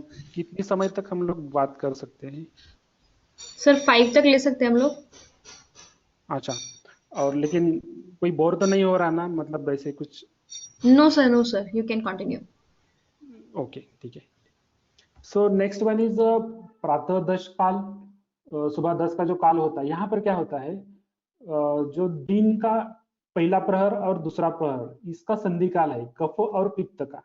पहले प्रहर मतलब पहले जो 4 घंटे रहते हैं सुबह 6 से 10, यह कफ का काल है, और 10 से 2 तक जो है वह पित्त का काल है। मतलब सूर्य जैसे बाहर अपनी चरम सीमा पर आना शुरू हो जाता है, वैसे वैसे पित्त का जो शरीर में दिखना है वह स्वाभाविक दिखना यहाँ पर शुरू हो जाता है। So this is the sandhikal again. और इस संधिकाल पर अगर हम लोग औषधियां यूज करेंगे तो पित्त के ऊपर जो काम करने वाली औषधियां हैं इस संधिकाल में यूज करेंगे तो विद इन मतलब उसका जो कार्य अपेक्षित है, मतलब यहाँ पर इस काल में फ्रैक्शन ऑफ सेकंड आपको इफेक्ट दिखेगा। फ्रैक्शन ऑफ सेकंड मतलब आपने औषधियां दी है, या तो उसको रिवर्स भी दिखेगा, अगर आपका औषध गलत हो गया तो रिवर्स भी दिखेगा, और अगर आपकी औषधियां बराबर है तो आपको यहाँ पर मैजिकल इफेक्ट जो बोलते हैं ना, मैजिक, वो यहाँ पर दिखता है। तो यहाँ पर एक प्रांचपति संगठन क्या है, आप से तेज, मतलब सुबह 8 से 10 का आप महाभूत का काल, और 10 से 2 का, 10 से 12 का तेज। तेज कौन सा, सस्नेह। सो इस काल का उपयोग हम लोग औषध सेवन में कर सकते हैं। तो यह काल क्या है, यह कफ को पिघलाने वाला, विलीन करने वाला, उसको विद्राव्य करने वाला काल है। अगर इस काल पे हमें जो विलीनीकरण अपेक्षित है कफ का, महाभूत अगर देखे जाए तो पृथ्वी और आप, और अगर कफ का विलीनीकरण अपेक्षित है या फिर पृथ्वी और महाभूत संगठित जो भी शरीर भाव है अतिरिक्त, जैसे आम है, क्लेद है, मेद है, भार वृद्धि है, तो अगर कोई वेट लॉस के लिए पेशेंट आपके पास आता है तो उसको इस औषध सेवन काल में आप औषध दीजिए, क्योंकि यहाँ से आगे आपकी अग्नि प्राकृत रहने वाली है, आपकी अग्नि बढ़ने वाली है, और ऐसे अग्नि में आपकी मेदक का जो पाचन होना अपेक्षित है वो अच्छे से हो सकता है। पित्त को प्राकृत अवस्था में रखने के लिए इस काल का उपयोग होता है। मतलब अतिरिक्त पित्त है, भस्मक जैसा व्याधि है, बार बार भूख लग रही है, कि कोई भी खान पान किया तो उसमें शमन नहीं हो रहा है, तो ऐसे काल में, ऐसे व्याधियों में इस काल पे अगर हम लोग पित्त शामक औषधियां यूज करेंगे, देंगे, तो वो काफी इफेक्टिव रहेंगी। क्यों, इवन अग्नि मांद्य है तो वहां पर भी इस काल में आप यूज कर सकते हो। अग्नि बढ़ना चाहिए, यहाँ से आगे स्वाभाविक निसर्ग में बढ़ने वाला है, सूर्य राशि उसके चरम सीमा पर आने वाली है, तो ऐसे उसका सहयोग लेकर अगर इस काल में अग्निमांद्य के ऊपर पित्तकर या अग्नि बढ़ाने वाली अगर पाचन, दीपन, ऐसी औषधियां हम लोग यहाँ पर यूज करेंगे, सो दिस इज द आइडियल काल। यहाँ पर क्या होता है, कफक्षय और पित्त उत्क्लेश, यह भी आपको समझ में आ गया। हम लोग धीरे धीरे थोड़ा फास्ट जाएंगे आप। तो अर्ह व्याधियां कौन सी है, प्लीहा के विकृतनाद, प्लीहा जो अवयव होता है उसके विकृतनाद में होते हैं। यहाँ पर प्लीहा दृष्टि के उन्होंने कुछ लक्षण भी बताए हैं, वो इस विषय के अंदर नहीं आएगा। अग्नि नियंत्रण जो मैंने अभी बताया, अवरोधात्मक संप्राप्ति जो अध्वशोष जैसी संप्राप्ति है, जहां पर आपको महाभूत से पित्त दोष अवरोधित हुआ है, ऐसे यहाँ पर अम्ल पित्त जैसे व्याधियों में भी हम लोग इस काल का उपयोग कर सकते हैं। बहुपित्त कामला में जो अनियंत्रित पित्त है उसको नियंत्रण में लाना, इसके लिए भी हम लोग इसका उपयोग कर सकते हैं। कुछ व्याधि ऐसे होते हैं जिनमें कामला व्याधि का इतिहास रहता है, मतलब पूर्व इतिहास, ऐसे अलग व्याधियों में, लेकिन इतिहास में अगर कामला है तो ऐसे रुग्णों के अंदर हम लोग इस काल पे रजनियों जैसा, मतलब हल्दी और गैरिक, इनका संयम पूर्ण जो कल्प है उसका यूज कर सकते हैं। क्षारधर्मी वृद्धि मतलब क्या है कि ड्राई हीट, मतलब तप्त जो शलाका रहती है ना, या कोयले रहते हैं जो इसके अंदर, तंदूर के अंदर, तो उसके जैसा पूरी ड्राई हीट, मतलब देखने के बाद भी आंखें वहां से हट जाती हैं, ऐसे हीट या अग्नि में चार धर्म उष्णता के अंदर हम लोग इस काल का यूज कर सकते हैं। साम पित्त, पित्त की सामता है, जहाँ पे पित्त प्राकृत स्वरूप में नहीं आ रहा है, ऐसे साम पित्त का अगर बेस्ट एग्जाम्पल देखना है तो अम्लोदगार या अम्ल पित्त के जैसे भी है, या फिर जो शीत पित्त आता है ना त्वचा के ऊपर, जो ज्यादातर शीत पित्त के रुग्ण अभी पाए जाते हैं सर्द मौसम रहने की वजह से, तो ऐसे में साम पित्त होता है, जो स्वेद के थ्रू जो बाहर निकलना चाहिए था वो नहीं निकल रहा है, ऐसे में सामता है। तो इस व्याधि के अंदर इस काल पे अगर हम लोग आपको जो देना है वो दे दीजिए, हरिद्राखंड दीजिए या कोई भी दीजिए, लेकिन वो सामता जो है पित्त के अंदर की, रक्त के अंदर की, रक्त व स्रोतोगत व्याधि, रक्त व स्रोत से रिलेटेड, क्योंकि पित्त और रक्त एक साथ चलते हैं। तो पित्त व स्रोतस, रक्त व स्रोतस की व्याधियां जो भी हैं, उस व्याधियों में यहाँ पर आप अपनी औषधियों का उपयोग कर सकते हैं। रक्त वृद्धिकर औषध भी यहाँ पर दे सकते हैं, क्योंकि पित्त वृद्ध हो गया, मतलब पित्त का प्राकृत पाचन, पित्त प्राकृत पाचन करेगा उस औषधि का, तो उसके अंदर से जो बनने वाली, उससे जो मिलना चाहिए शरीर में, वह मिलना शुरू हो जाएगा। रक्त प्रसादन कर औषध जो है, अभी जो कोविड के काल में रक्त प्रसादन गन ज्यादातर यूज में आता था, तो वो अगर इस काल में देंगे तो ज्यादा आपको उसके आउटपुट्स ज्यादा मिलेंगे और जल्द मिलेंगे। औषधियाँ कौन सी है यहाँ पर, तो रजनीयोग है, जो अभी मैंने बताया, गैरिक और हल्दी का कॉम्बिनेशन है। वारंगा क्षार, यह एक क्षार है, इसके अंदर मतलब जो मदद चिकित्सा के अंदर इसका ये आया है, अधिकार आया है, या इसका ग्रंथकारों ने बताया है। तो यह बिल्कुल मतलब अग्नि के स्वरूप है, मतलब ऐसे उसका वर्णन है कि अगर कपड़े पर भी गिरेगा तो वहां पे छेद हो जाएगा, इतना क्षार है, इतना पावरफुल है। तो ऐसी औषधियों का सिर्फ 3 पॉइंट, मतलब 3 पॉइंट के जैसे इसका यूज करना पड़ता है भेदन कर्म करने के लिए। जिंगी शारदी, जो मैंने अभी बताया कि एक सारीवा और मंजिष्ठा का कल्प है, जिसका फांट हम लोग यूज करते हैं या फिर पाउडर फॉर्म में भी यूज करते हैं।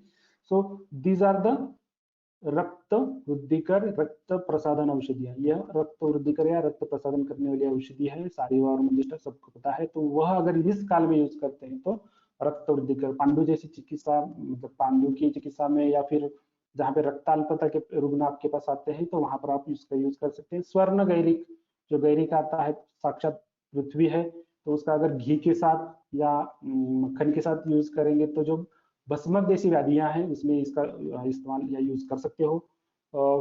लघु सूत्सेकर जैसा जो कल्प है, लघु सूत्सेकर अगेन गैरिक और शुंठी का कल्प है। तो ये पाचन सामता जो है, साम पित्त, साम रक्त, उसमें इसका यूज होता है। पटोलादि योग मीन्स रक्त पाचक योग, रक्त व स्रोत से रिलेटेड जो भी व्याधियां हैं उसमें इस काल में इसका उपयोग होता है।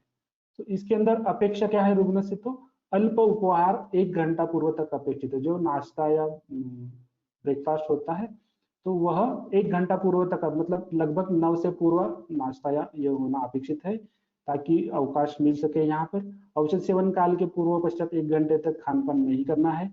और कोष्ण जल अनुपान पर्याप्त मात्रा में, यहाँ पर कोष्ण जल देते हैं, घी देते हैं, मक्खन जैसे औषधियां, या फिर रसाला भी कभी कभी यूज करना पड़ता है इस काल में, जो श्रीखंड या आता है ना, तो वह इस काल में हम लोग दे सकते हैं।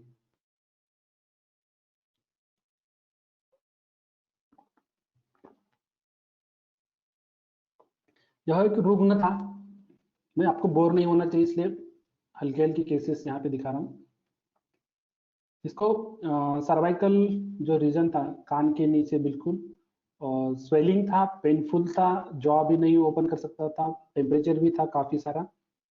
और हिस्ट्री में ऐसे था कि मेरे पास आने के पूर्व 1 महीना, लगभग 1 या 1.5 महीना पहले इसका ऑपरेट हुआ था, सेम पोजीशन सेम प्लेस का।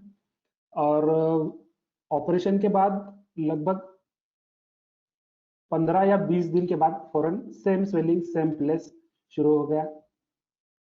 जिसने ऑपरेट किया था उनको दिखा, उन्होंने बायोप्सी और ट्यूबरकुलोसिस टेस्ट किया उसका, तो वो निगेटिव था।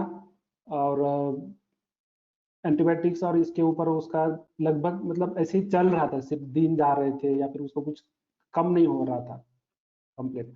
यहाँ पर सब कुछ लिखा है। एक स्टूडेंट था, difficulty in job opening, post operative status for same illness. और इसके जो यकृत और प्लीहा के नाथ थे वो अलग थे, घन थे। मूत्र तीव्र स्पर्श था, जो मूत्रपिंड नाभि आसमंत जो है वहां पर तीव्र स्पर्श क्लेद की वजह से। और स्वेद की दुर्गंधी थी, जो श्वेद मल रूप स्वेद है, मल है, उसमें दुर्गंधी थी। इसकी हिस्ट्री ऐसी थी कि यह आर्मी के हॉस्पिटल में एडमिटेड था पेशेंट, लेकिन वहां पर भी उसको जितना चाहिए उतना रिलीफ नहीं था, लगभग 7-8 दिन तक वो एडमिट था। इसके माता जी की ट्रीटमेंट मेरे पास हुई थी अस्थमा के लिए। सो दिस फिलो मतलब वहां से भागकर आया हुआ था विथ इंट्राकैथ, इंट्राकैथ हाथ पर ही था उसके, वहां से भागकर आया हुआ था। और इसको ट्यूबरकुलोसिस की ट्रीटमेंट स्टार्ट कर दी गई थी। सो this is the treatment, actual treatment जो भी है मेरे केस पेपर लिखा हुआ है। यह वरांगक्षार है, सुबह 10। मैंने इसका डोज दिया था उसको, जो मक्खी रहती है ना खाने पे बैठ या ये, तो उसके पर के ऊपर जितना डोज रहता है उतने डोज में मैंने उसको वरांगक्षार सिर्फ सुबह 10 बजे, प्रातः 10, सुबह 10 के काल जो हमने देखा। और ओनली 5 डेज, आप देख सकते हैं 11 दिसंबर 2019 को आया था, 16 दिसंबर 2019 को वापस मेरे पास आया। सो 4 या 5 दिन ही दिए थे मैंने उसको। इस दौरान उसके टेम्परेचर पूरा चला गया था, स्वेद दुर्गंधि कम हो गई थी, भूख लगना शुरू हुआ था, टेम्परेचर ज्वर नहीं रहने की वजह से भूख लगना शुरू हो गया था, और दर्द भी कम हुआ था। सो आफ्टर 5 डेज ही कम टू मी, और मैंने फिर वहां पर वरांगक्षार जो साक्षात अग्नि है उसको बंद करके वहां पर चातुर्तक मीन्स मेदोपाचक, जो स्वेद दुर्गंधि थी वो मेद से रिलेटेड थी, इसलिए मैंने मेद पाचक, मेदोपाचक जैसी औषधियां, सबसे अच्छा औषध सेवन काल है सुबह 10 का, जहां पर अग्नि प्रदीप्त रहता है, अग्नि का सहचर हम ले सकते हैं। उस दौरान मैंने उसको मेदोपाचक शुरू किया, सेम ट्रीटमेंट, और after 15 days he is absolutely right, मतलब कुछ भी तकलीफ नहीं थी, आप फोटो देख सकते हैं। ये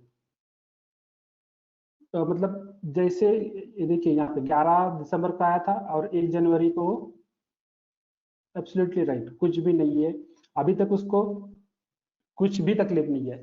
लगभग 2 साल हो चुके हैं। So this is the magic of पांचभौतिक चिकित्सा। औषध सेवन काल मीन्स औषध सेवन काल का इंपॉर्टेंस है। अगर वही वरांगक्षार मुझे खाने के बाद देना होता तो वह लगभग 125 मिलीग्राम या फिर 250 मिलीग्राम यहाँ तक देना पड़ता, और हो सकता है उसके रिजल्ट्स भी उतने नहीं आ जाते। तो दिस इज द मैजिक। सो मध्याह्न काल, नेक्स्ट वन। यहाँ पर क्या होता है, महाभूत संगठन, पित्त का काल कम होना शुरू होता है, पित्त क्षय और वात उत्क्लेश, वात की वृद्धि होना शुरू होती है। जहां पर क्या होता है, तेज और वायु, तेज कम होना शुरू होता है और वायु बढ़ना शुरू होता है, और पित्त और वात का संधि काल है। तो इस संधि काल में अगर हम लोग औषधियां देंगे तो यह औषधि वात के ऊपर काम करेगी। कौन सी वात? जो पाचक पाचक काल समाप्ति पर है और वात वृद्धि कर काल है, मतलब जहां पर पाचन अभी उसके एंड प्रोसेस में है और वात वृद्धि होना शुरू होने वाली है, ऐसे काल में यहाँ पर हम लोग औषधि, जैसे कि पाचन कर कर मल अनुलोमन, मूत्र अनुलोमन, या फिर जो भी मल है उनका विसर्ग करना, ऐसी जो व्याधियां होती है उनमें यह काल यूज करते हैं हम लोग। यहाँ पर मूत्रस्य क्लेद वहनम जो है, मूत्र का जो क्लेद निर्हरण कार्य है वह कार्य यहाँ पर अच्छे से अपेक्षित होता है, और यह क्लेद मूत्र के थ्रू अगर निकल जाता है तो जो सूक्ष्म क्लेद, मतलब स्थूल पाचन, मतलब स्थूल स्थूल अगर आम रहेगा तो उसके ज्वर या ऐसे दिखते हैं, लेकिन जो सूक्ष्म स्वरूप में आम रहता है तो वो मूत्रपिंड के वहां पर पीड़ना सहत्व वेदना ऐसे में दिखता है। तो वह जो सूक्ष्म स्वरूप में जो आम क्लेद है उसको निकालना है, उसको बाहर करना है, तो यह काल आप यूज कर सकते हो। मध्याह्न 2 में अर्ह व्याधि कौन से हैं, तो रुजन्य संप्राप्ति वातजन्य जो है, वात का अवरोध होकर जो भी है, हमने देखा है मूत्राघात जैसी या ऐसी व्याधि, मूत्रस्य क्लेदवहनम कार्य, मूत्र शर्करा, मूत्राशमरी, ऐसी जो व्याधि है, अगर मूत्र में शर्करा ज्यादा आ रही है, मतलब क्लेद ज्यादा आ रहा है, मूत्र में शर्करा मतलब क्या है, क्लेद है, आम है, सो उस आम को, क्लेद को बाहर करने के लिए इस काल का हम लोग उपयोग कर सकते हैं।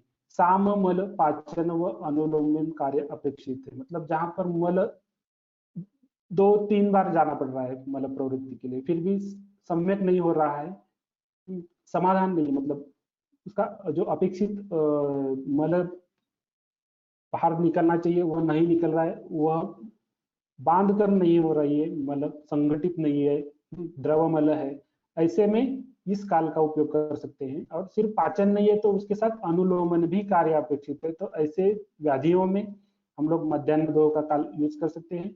मूत्रोत्पत्ति और मूत्र निरण के लिए सबसे उत्तम काल है। यहाँ पर उत्पत्ति सार कीट विभाजन जो है, आयुर्वेद के अनुसार जो पक्वाशय के अंदर मूत्र की उत्पत्ति बताई है, सार कीट विभाजन, स्थूल मल और द्रव मल के थ्रू मूत्रोत्पत्ति, तो वह कार्य अगर प्राकृत अपेक्षित है तो वहां पर यह कार्य मध्याह्न 2 में उत्तम अच्छे से हो सकता है। औषधियाँ श्वदरष्टादि गुड़, परावर्तित गुप्तरदि गुड़ है, हरड़ू है, पटोल मतलब रक्तपाचक योग जैसा है जो मूत्राघात में यूज करते हैं। वरांग क्षार का सहयोगी काल है ये। सुबह 10 में अगर वरांग क्षार उपयोग करेंगे तो वह स्वयंभू रहेगा, अपने बलबूते पूरी व्याधि जीत सकता है। लेकिन यहाँ पर वो या फिर किसी रुग्ण में किसी कारणवश कुछ पित्त का अनुबंध रहा तो सुबह 10 में अगर वरांग क्षार जैसी उष्ण औषधियां हम लोग देंगे तो उनको तकलीफ हो सकती है। तो ऐसे रुग्ण में हम लोग क्या करते हैं या फिर क्या करना चाहिए, तो जो मध्याह्न दो का काल है यहाँ पर पहले से भोजन लिया हुआ रहता है रुग्ण ने, तो इस काल का उपयोग हम लोग कर सकते हैं। जिंगी शारदी जैसी जो है सारिवा मंजिष्ठा की जैसी औषधियाँ पित्त शेष पित्त पे काम करने के लिए, शेष रक्त दोष के ऊपर काम करने के लिए इस काल का हम लोग उपयोग कर सकते हैं। तो यहाँ पर रुग्ण से क्या अपेक्षित है, मध्याह्न भोजन 12 तक अपेक्षित है। औषध सेवन काल पूर्व पश्चात 2 घंटे तक खान पान नहीं करना चाहिए। सबसे इंपॉर्टेंट है दिवा स्वाप नहीं करना चाहिए, 2 बजे औषधि खा लिया और सो लिया, ऐसे नहीं होना चाहिए।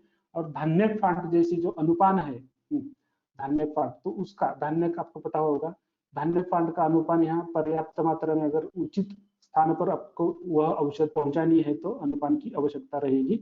सो इस काल में धान्य फांट सबसे अच्छा रोल दिखाएगा आपको। इन दो कालों में भेद क्या है, सुबह 10 में है वो सस्नेह पित्त रहता है, तो यहाँ शेष पित्त है, रुक्ष चल लघु खर ऐसा जो पित्त है वह यहाँ पर रहता है, जो क्षार धर्म पित्त है, और उससे सारकिट्ट विभाजन होगा, घनीभूत पुरुष की उत्पत्ति होगी। यहाँ पे सस्नेह पित्त की वजह से क्या होगा, द्रव स उष्ण तीक्ष्ण, इसके द्वारा आप और कफ का, पृथ्वी और आपका विलयन होगा। तेज महाभूत पर कार्यकारी प्रधान औषध सेवन काल है, यह सहयोगी औषध सेवन काल है। भोजन का अवरोध न रहने से अग्निबल उत्तम, अल्प मात्रा में अधिक कार्य, यहाँ पर भोजन का आवरण रहने से उतनी मात्रा में काम नहीं करता है, अपेक्षित औषधि की मात्रा अधिक है, अपेक्षित औषधि की मात्रा कम है। नेक्स्ट वन प्राण काल, यह जो पिक्युलरिटी मतलब पहले जो 4 काल थे यह पंचभौतिक औषध सेवन काल में सबसे ज्यादा यूजफुल है, फ्रूटफुल है और उसका ही ज्यादा उपयोग होता है। यहाँ से आगे जो काल है, प्राण काल, उदान काल, समान काल, these काल are you people are already aware about that, so मैं यहाँ पे ज्यादा समय ये नहीं करूंगा। तो इस औषध काल में सग्रास या औषध जो है ग्रास मिलाकर जो उपयोग आता है, यह प्राण, उदक और अन्न व स्रोत पे काम करेगा। दोष वात पित्त कफ, और यहाँ पर महाभूत जो है जल और वायु, प्राण के अंदर जो जल और वायु है उन महाभूतों का आधिक्य रहेगा। इसमें कौन सी औषधियां, कौन सी व्याधियां हैं, तो श्वास का जो श्लोक बताया है उसमें कुपितश्चु चक्षुरादि नाम उपघातम प्रवर्तयेत पीनस आर्दित त्रुट कास श्वासादिश्च आमय अमयान बहु, ठीक है। तो इन व्याधियों में प्राण काल उपयोग, मतलब श्वास कास, कास दीर्घ दीर्घ श्वास कास, इन व्याधियों में अन्न सेवन काल के साथ आपको इस काल का अन्न के साथ व्याधि औषध का इस काल में सेवन करना चाहिए। पीनस में भी हम लोग दवाइयों में मिक्स कर, मतलब भोजन के साथ मिक्स करके अगर औषधियां देंगे तो अच्छा काल, मतलब यह सबसे अच्छा काल रहता है। तृष्णा, सिद्ध जल की जैसे मतलब षडंगोदक जैसी औषधियां हैं या सिद्ध जल है तो उसका उपयोग हम लोग इस काल में कर सकते हैं। चक्षुरादि इंद्रियों का मतलब क्या है कि चक्षुरादि इंद्रिय जो है, जो पंचेंद्रिय हैं, वहां पर अगर किसी वजह से कोई प्रॉब्लम आती है किसी, तो वहां पर बार बार औषधि देना अपेक्षित रहता है, तो इसके लिए भी इस औषध सेवन काल का अन्न के साथ उपयोग होता है। अर्दित की जैसी व्याधियां हैं उसमें इस काल का उपयोग होता है। प्राण काल, प्राण के अंदर यह व्याधि आती है, प्राण वायु के अंदर हिक्का, हिक्का में हम लोग मयूर पिच्छा मछली जैसी औषधियां जो है यह यूज करते हैं। सो टंकन चाटन है जो श्वास में जो है अवरोधित अगर श्वास संप्राप्ति है तो उस अवरोध का विलयन करने के लिए टंकन जैसा चाटन अगर देते हैं तो विलयन होने से औषध, और अन्न मतलब जो श्वास का मूल स्थान है आमाशय समुद्भव है, सो अन्न के साथ अगर उसका चाटन देंगे तो औषध अच्छी तरह से काम करेगी। लेह सिद्ध जल ऐसी जो है औषधियां हैं, ये you people are know more about this काल। सो नेक्स्ट वन इज उदान। उदान में सायन भोज के पश्चात है। यहाँ पर क्या है, स्रोतस प्राण उदान उदक, प्राण वह स्रोतस, उदक वह स्रोतस और अन्न वह स्रोतस। ये जो 3 स्रोतस हैं, प्राण वह, अन्न वह और उदक वह, शायद आपको पता भी होगा, लेकिन हम लोग इसका ऐसे विचार करते हैं कि पहले 3 जो स्रोत है, प्राणवह, उदकवह, अन्नवह, इनको हम लोग भरण के अंदर, तो भरण, पोषण और विसर्जन, ये 3 क्रिया चलती है कंटिन्यूअसली। तो भरण जो कार्य है, भरण वह प्राण, अन्न और उदक से होता है। पोषण जो कार्य है वह सप्त धातु के जो स्रोत से, रसवह, रक्तवह, मांसवह, मेदवह, अस्थि, मज्जा और शुक्र, यह जो 7 स्रोत है यह पोषण करते हैं, धातु पोषण या शरीर पोषण। और उत्सर्जन जो कार्य है वह पुरुष, मूत्र और स्वेदवह स्रोत जो है वह उत्सर्जन कार्य करते हैं। सो दीज आर द भरण स्रोत। उदाहरण के यहाँ पर जो ये थ्री स्रोत are here, these are the भरण स्रोत, शरीर के अंदर भरण करना है, सो यह स्रोत हम लोग यूज करते हैं। यहाँ पर वात और कफ का आधिक्य रहता है उदाहरण काल में, और महाभूत संगठन तेज और वायु, ये हमने देखा है। यहाँ पर जो उच्च विचार भाषितम जो लोग हैं, ऊंची ऊंची मतलब आवाज में बात करने वाले, यहाँ से ऐसे लोग, इवन शारीर एवं मानस दौर्बल्य जो है, मनोबोधनादि क्रिया जो है, जहां पर मानस व्याधि है, ऐसे व्याधियों में हम लोग उदान काल मतलब रात्रि भोजन पश्चात इस काल का उपयोग कर सकते हैं। विवर्णता, यहाँ पर जो है ना वर्ण, अगर आपको वर्ण अपेक्षित है, मतलब किसी के फेस के ऊपर बटरफ्लाई जैसा या व्यंग जैसा जो व्याधि उत्पन्न होता है ना, तो ऐसे व्याधियों में रक्त वह स्रोत पर या रक्त पर काम करने वाली औषधियां, लेकिन काल कौन सा चाहिए, उदान काल, क्योंकि उदान के जो कार्य अपेक्षित है वर्ण, और उदान का काल एरिया कौन सा है, गल और उसके ऊपर जो भी है, मतलब कंठ, नासिका, वहां से ऊपर, तो इस एरिया में काम करना है, वर्ण पे काम करना है और रक्तव स्रोत पर काम करना है। तो इस व्याधि काल में अगर रक्तव स्रोत पर काम करने वाली रक्तपाचक योग या फिर रक्त प्रसादन या फिर रक्त वृद्धि का औषधियां, तो यहाँ पर आप उसका उपयोग, इवन मुख दूषिका में भी आप इस काल का उपयोग कर सकते हो, लेकिन वहां पर साम रक्त, साम पित्त के ऊपर काम करने वाली औषधियां, लेकिन उदान काली में ऐसे औषधियों का आप उपयोग कर सकते हो। तो विवर्णता अलग अलग किस्म की, मतलब व्हाइट पैचेस या जो भी है। विद्यार्थी गण, फॉरगॉट, धी, धृति, स्मृति, इन कार्य, यह कार्य अगर आपको अपेक्षित है तो विद्यार्थी गण में यहाँ पर औषधियां दीजिए। और गतिमंद, मतिमंद जो है, मनोबोधन क्रिया, मतलब थोड़ा सा गति अल्प हो गई है किसी कारणवश, कंडक्टिविटी प्रॉपर नहीं हो रही है, तो ऐसे काम कार्य अपेक्षित है, तो वहां पर आप उदान काल का उपयोग अच्छी तरह से कर सकते हो। उपयोगी औषधियां कौन सी हैं, तो पटोलादि योग है जो रक्तपाचक योग है, चातुर्थक योग मीन्स मेदोपाचक योग, लघु सूत्सेकर गैरिक और शुंठी का कॉम्बिनेशन है, वरागुगुल मीन्स परावर्तित त्रिफलागुगुल है, जिंगिशार भी सारिवामंजिष्टाफांट है, श्रृंग भस्म, श्रृंग भस्म का उपयोग जो अनायसेन श्वास है, जो फुफ्फुस, हमारे श्वासोह स्रोत के जो मूल फुफ्फुस या यह, उनकी उत्पत्ति जो है वह रक्त के फेन से उत्पत्ति है, इसलिए उससे रिलेटेड जो भी व्याधियां हैं उसमें हम लोग श्रृंग भस्म का उपयोग करेंगे। पंचकषाय योग मतलब अस्थि मज्जा पाचक, जो आगे वाला पाचक है मेदों के बाद, उसका यूज यहाँ पर करेंगे। एक यहाँ पे डिफरेंशियल डायग्नोसिस के हेतु में एक दो व्याधियां यहाँ पे आपको बताऊंगा मैं। एक रुग्ण है जिसके अंदर गल में कफ है, मतलब गल प्रदेश में कफ जमा होता है बार बार, सिर्फ ऐसे खांसने जैसे आदत होती है, कफ निकलता भी है। और another one is the pain in throat, मतलब गले में दर्द है। तो दोनों भी व्याधियां उदान के जो उदान की जो कार्यकाल है या उदान का जो एरिया है उदान वायु का, उसी एरिया में है, गले से रिलेटेड ही है, लेकिन एक में दर्द है और एक में कफ अनुभूति है। तो कफ अनुभूति में कफ को पिघलाने के लिए, विलयन करने के लिए चातुर्थक जैसा जो है, मेदोपाचक जैसा जो अच्छा पाचक है वह यूज कीजिए।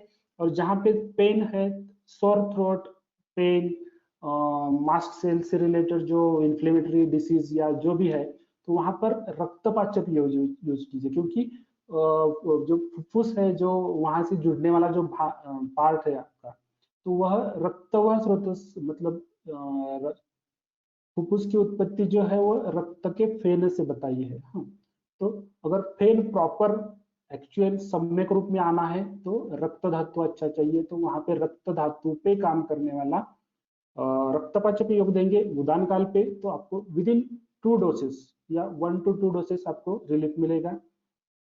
इवन आप गार्गल के अंदर अगर रक्तपाचक का हल्का सा इस्तेमाल करेंगे हल्दी और नमक के साथ, दैट इज ऑल्सो बेटर। और जो कफ अनुभूति है उसमें कोई भी पाचक या फिर चातुर्थक जो बेस्ट पाचक है उसका आप उदान काल पे उपयोग कर सकते हो। दिस इज द उदान काल।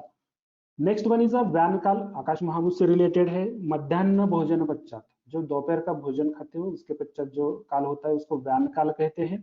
रसवह और रक्तवह, रस रक्त संवहन जो अपेक्षित है उसके ऊपर काम करने वाला यह काल है। जो पूर्व मतलब central to periphery and part तक जो काल पहुंचता है, जो काल किसी भी पार्टिकल्स को एंड तक मतलब नाखून मतलब सर के बाल से लेकर नाखून तक जो पहुंचाता है, ट्रांसफॉर्म करता है, वेहिकल है, दैट इज व्यान काल।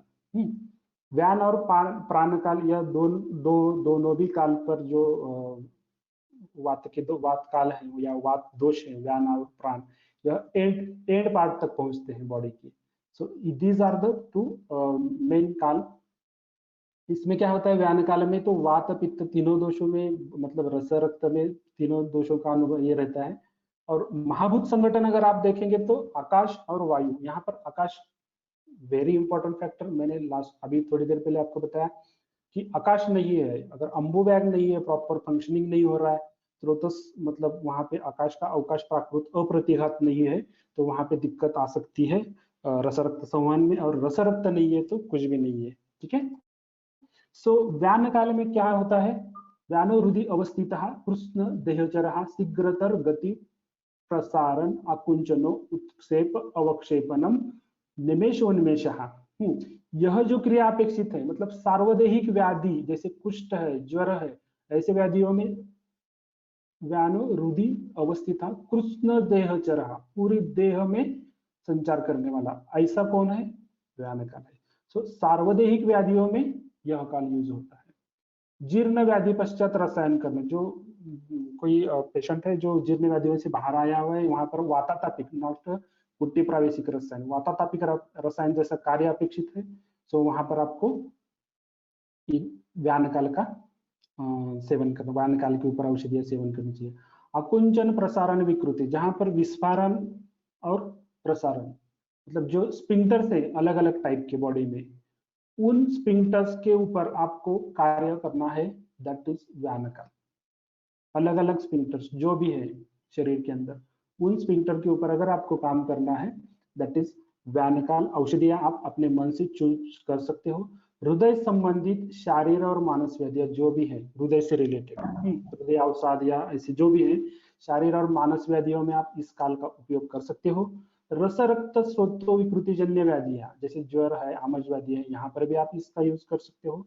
रस रक्त संवहन से रिलेटेड व्याधियां, अभी यही हुआ। स्वेद स्त्रवन, स्त्रवन अति हो रहा है, अल्प हो रहा है, ऐसी व्याधियों में आप इस काल का उपयोग कर सकते हो। हार्मोन्स रिलेटेड स्त्रवन व्यान से संबंधित है, लेकिन हार्मोन का नियंत्रण प्राणवायु के अंदर आता है। तो नियंत्रण बिगड़ा हुआ है प्राणवायु प्राण काल, और स्त्रवन बिगड़ा हुआ है व्यान वायु व्यान काल।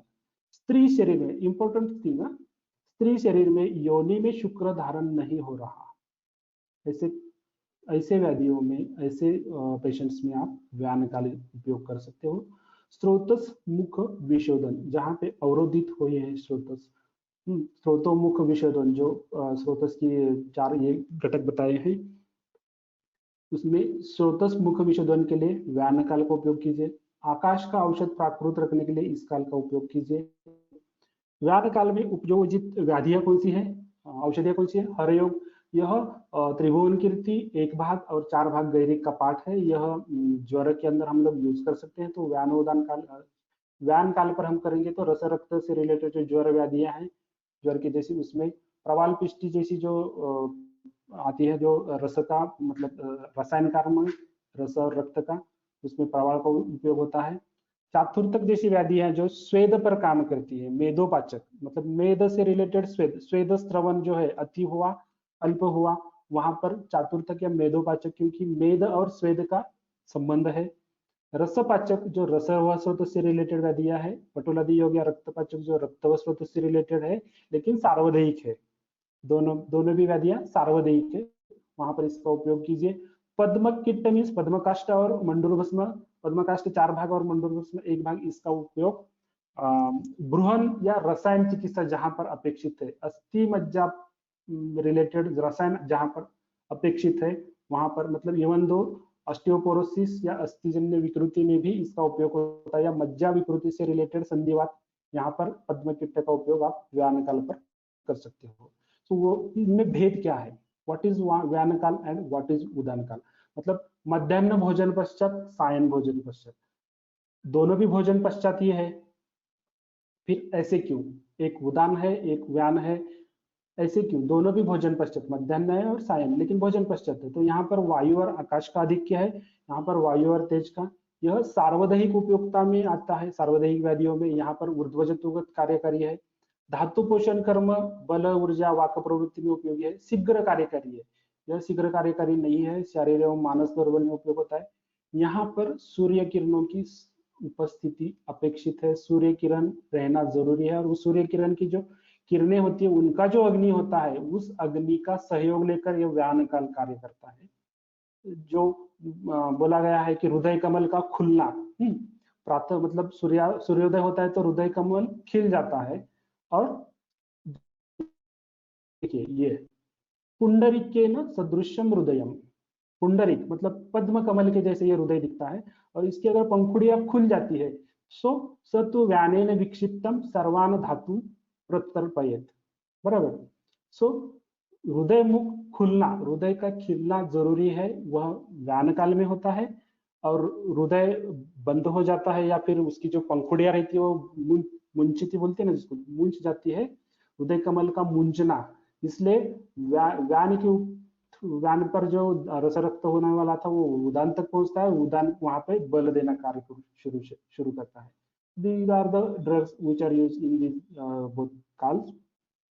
ये मैंने बताया आपको कि हृदय का मतलब जो आयुर्वेदिक संप्रति है हृदय से रिलेटेड, व्यान और उदान में यहाँ पर उपयोग होती है।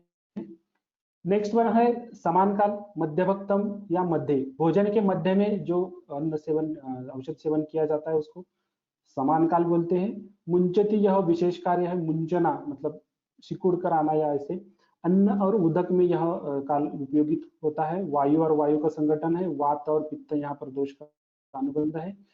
समान काल में क्या होता है, ये अजीर्ण मतलब अजीर्ण, आम्ल पित्त, ग्रहणी, छर्दी, साम, मल इत्यादि जो पाचन से रिलेटेड जो भी व्याधियां हैं, पाचन विवेचन, तो उन व्याधियों में इसका उपयोग होता है। त्रिदोष एवं त्रिमल निर्मिति में भी इसका उपयोग है।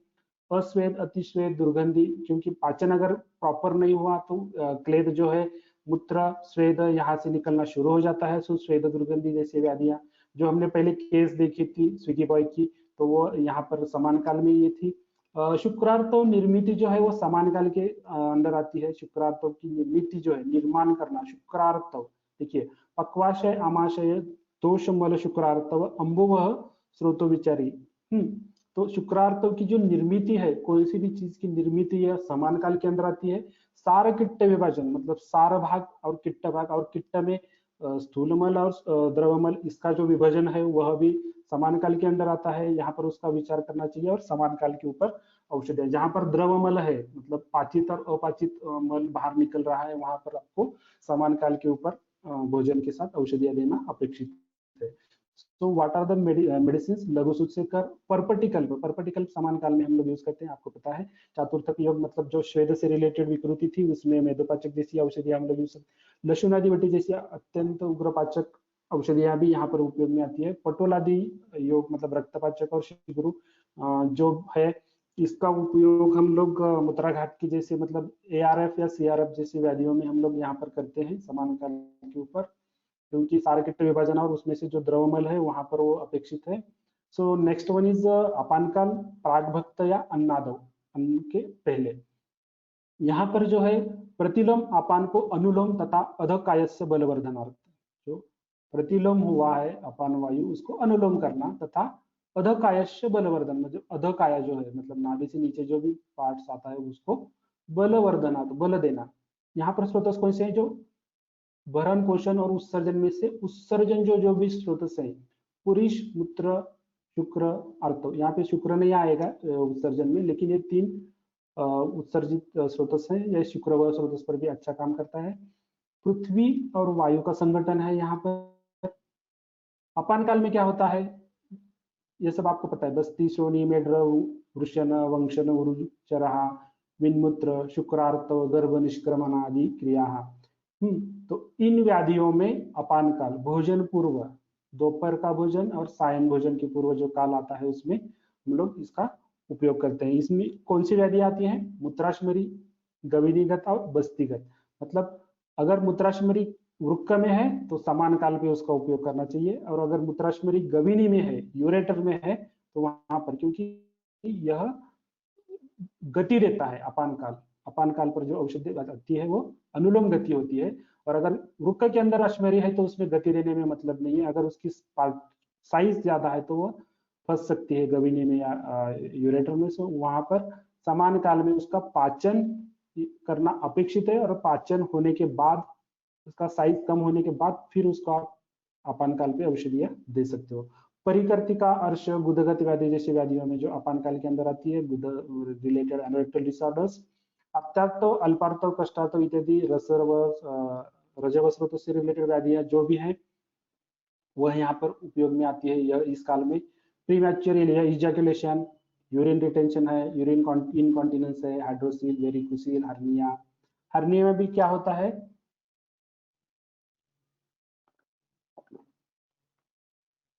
हर्निया में कैसे होता है कि यहाँ पर भी एक मुंजन की जैसी क्रिया है। हर्निया का हेतु क्या है? अगर वो अपान का अवरोधजन्य है, वार्धक्यजन्य है, तो हर्निया में इस काल में है। अगर वो किसी और वजह से है, मतलब जो मैंने बताया था स्पिंटर से रिलेटेड व्याधियां, तो वह व्यान काल में भी हर्निया में औषधियां दे सकते हैं। रेक्टल प्रोलैप्स है, वजानल प्रोलैप्स है, ऑर्काइटिस है, इपिडिडाइमिस है, यूरेथ्रल स्ट्रक्चर है, बीपीएच है। इन व्याधियों में आप इस काल का उपयोग कर सकते हो। इसमें उपयोगी औषधियां हैं, जम्बूकांति जैसे अलग सा द्रव्य है, चिंचा लवण तेल है जो इमली, लवण और मूंगफली के तेल से बनाया हुआ तेल है, तो यह अपान का अनुलोमन अच्छी तरह से कर सकता है।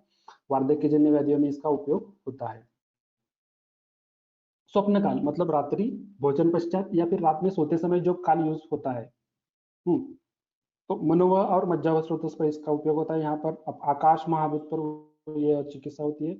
ऊर्ध्वजित व्याधि, मानस व्याधि, निद्राल्पता, बुद्धि इंद्रिय दृष्टि, आकाश प्रदान, कर्नेंद्रिय विकृति, मतलब कर्ण से रिलेटेड, मतलब इंद्रिय से रिलेटेड जो भी है, मतलब जैसे कर्ण पटल में कुछ प्रॉब्लम है, या फिर कर्णपाक है, कर्णशूल है, श्रवणाल्पता है, ऐसी व्याधियों में इस काल का उपयोग होता है। जटामांसी फांट, मतलब जटामांसी को अगर 2 घंटे भिगा कर रखेंगे, उसका जो भी अर्क है, उसके अंदर जो भी पार्थिवता है गंध द्रव्य युक्त, तो उसका बुद्धि इंद्रिय के ऊपर कार्य होता है। और जैसे निद्रा अल्पता है, कंसंट्रेशन लूज है, या फिर जो बुद्धिजीवी वर्ग है, जैसे हम मतलब डॉक्टर, सीए, इंजीनियर से जो हैं, इन लोगों में जो बुद्धि का मतलब दिन भर में उसका लिमिट से ज्यादा अगर उपयोग होता है तो वह थक जाती है, तो उसके ऊपर रसायन बोल के भी इसका उपयोग कर सकते हो, और उसको पोषण भी हो जाएगा। सारस्वत अरिष्ट जैसी व्याधि है जो एक बंदा एट ए टाइम 4 या 5 अलग अलग विषयों के ऊपर काम करता है, जैसे ब्रोकर है, लॉयर है, तो ऐसे लोगों में सारस्वत अरिष्ट जैसे बहुद्रव्यीय कल्प उपयोग में आ सकता है। पंचकषाय योग में अस्थि मज्जा पाचक योग है, यह जो है मज्जा धातु के ऊपर, मज्जा व स्रोत के ऊपर काम करेगा। और रजनी योग जैसी दवाई है जो हल्दी और गैरिक का संयोग है, तो यह नेत्र से रिलेटेड, अगर तेज महाभूत अत्यधिक बढ़ जाता है, नेत्र दाह, तो वहां पर अगर यह होती है कुंभिका जैसे ऐसे व्याधियां या ऐसे होता है, तो उस व्याधि में रजनी योग जैसा कल्प हम लोग यूज करते हैं। मुहुर्मुहु, ये आपको पता है, पुनः पुनः औषध सेवन, प्राण और अन्न का, प्राण उदान वायु से रिलेटेड यह काल है, और वायु जल और तेज से रिलेटेड है। इक्का, श्वासकाश, हेमगर्भ पोटली जैसा चाटन या बार बार देना पड़ता है, जिसमें सुवर्ण कल्प और मयूर चंद्रिकमसी इक्का में आता है। अभी आगे का ये तो संध्या संभाषा चल रही थी, गुरुजी बता ही रहे थे। एक ही द्रव्य औषध द्रव्य है, भिन्न औषध सेवन काल, तो ऐसे उपयोग में हो सकता है क्या? ऐसे कर सकते हैं क्या? एक ही द्रव्य है, मेरे पास द्रव्यों की उपलब्धि नहीं है, लेकिन मेरे पास औषध सेवन काल का ज्ञान परिपूर्ण है, तो हो सकता है। ये देखिए आगे, ये गोक्षरादि गुगुल जो है उसका परावर्तित स्वदृष्टादि योग है। इसका पंचभौतिक संगठन किया है, सामान्य गुण, विशेष गुण और इसमें वायु 10 भाग है, अग्नि 4 भाग है, आप 2 भाग है, पृथ्वी 5 भाग है और आकाश 3 भाग है। तो इसका क्या करेंगे, देखिए एक ही औषध मतलब श्व, ये इसका शॉर्ट फॉर्म है। सायन 2 और दोपहर 2 और सायं 6, इसमें क्या करेंगे, वातानुलोमन मूत्रशिकलेधवनम में काम करता है।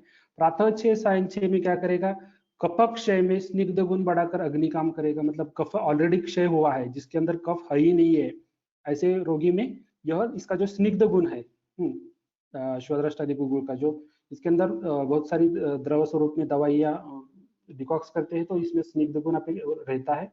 यही औषधियां अगर हम लोग प्रातः 10 और मध्याह्न 2 में यूज करेंगे तो उसका पित्त का द्रव गुण बढ़ाकर, जो क्षारता बढ़ी हुई रहती है, पित्त का सस्नेह गुण कम होता है, पित्त का द्रव गुण कम होता है। पित्तम द्रवम जो है ना, सस्नेह तीक्ष्ण उष्णम सरम द्रवम, तो सस्नेह तीक्ष्ण उष्ण, इसमें से सस्नेह सर और द्रव, यह कहाँ कम होता है, तो यह पित्ताश्मरी में इन गुणों की न्यूनता रहती है। कौन से, सस्नेह सर और द्रव गुण कम होते हैं, इसलिए तो अश्मरी बन जाती है।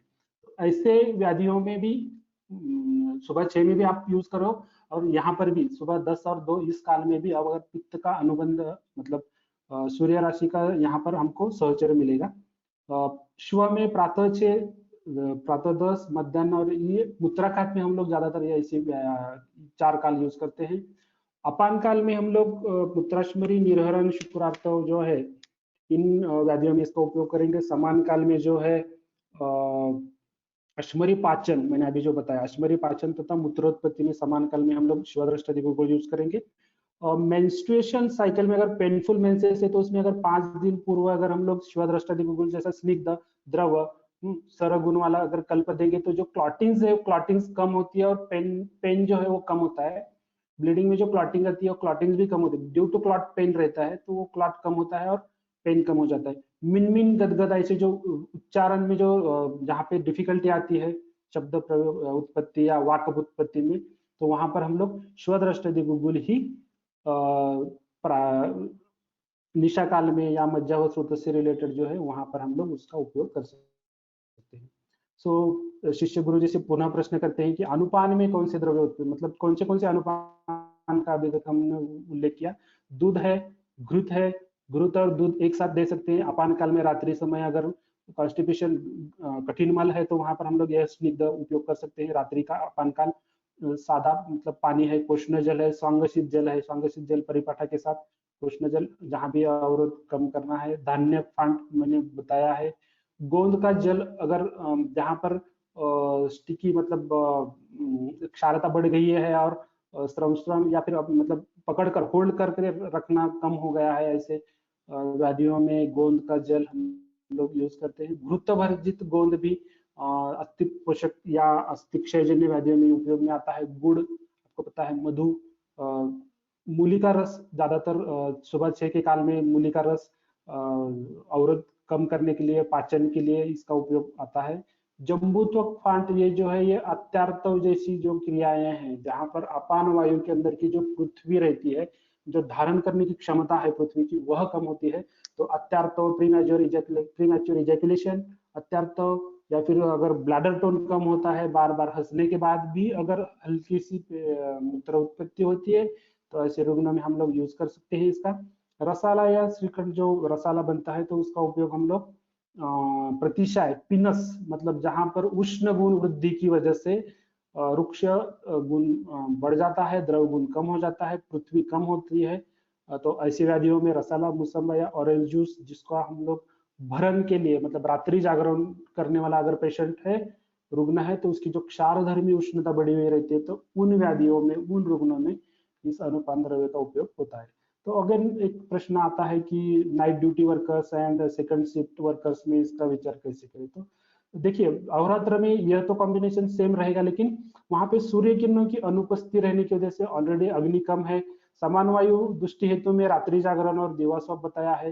पहली बात तो उन्होंने ऐसे करना ही नहीं चाहिए, लेकिन अगर किसी कारणवश करना भी है तो वहां पर जीर्ण लक्षण और जो पैरामीटर्स हमने देखे हैं, तो उसमें जीर्ण लक्षण और दुष्य, उस व्यक्ति के अंदर जो दुष्य है वह, और जीर्ण लक्षण, यह 2 पैरामीटर्स अपेक्षित है औषध सेवन काल के अंदर। और इन सब चीजों का, इन सब इनका थोड़ा सा सारासार विवेक से इस्तेमाल कर सकते हो। नेक्स्ट अगेन गुरुजी प्रश्न पूछते हैं, वही जो प्रश्न पूछे गए थे पहले। तो कंडू, कंडू में पृथ्वी आपका आधिक्य है, बाल्यावस्था है, तो यहाँ पर प्रातः 6 और प्रातः 10 में औषधि सेवन करनी चाहिए। कंडू तारुण्यावस्था में है, तेज महाभूत से रिलेटेड है, जैसे जो जॉन्डिस की जैसी है, कामला की जैसी व्याधि है, तो उसमें अगर कंडू है तारुण्यावस्था में तेज महाभूत की वजह से, तो वहां पर प्रातः 10 और 2 में उपयोग में आना चाहिए औषध सेवन काल। कंडू ही अगर वार्धक्य अवस्था में वायु और आकाश की रुक्षता की वजह से है, जहां पर शीत गुण बढ़ा हुआ है वात का, ऐसे में इस काल में मध्याह्न 2 और शाम को 6 बजे आप उपयोग करेंगे। योनि में शुक्र धारण न होना, ये हमने देखा है अभी, व्यान वायु का कार्य व्यान वायु के कार्य क्षेत्र में आता है, तो व्यान काल पर आप उसका उपयोग कर सकते हो। शुक्रार्थ तो निर्मित करनी है, तो समान वायु में आप उसका उपयोग कर सकते हो। शुक्रार्थ तो निष्क्रमण दोष है, तो अपान काल में आप उसका उपयोग औषधियों का कर सकते हो। और ये जो है वृक्कगत ऐश्वर्य और गविनीगत, तो वृक्कगत में आपको समान काल पे उसका पाचन करके अनुलोमन करना है, और गविनी में आपको डायरेक्ट आप अपान वायु का अपान काल यूज करके उसको निरहरण कर सकते हो।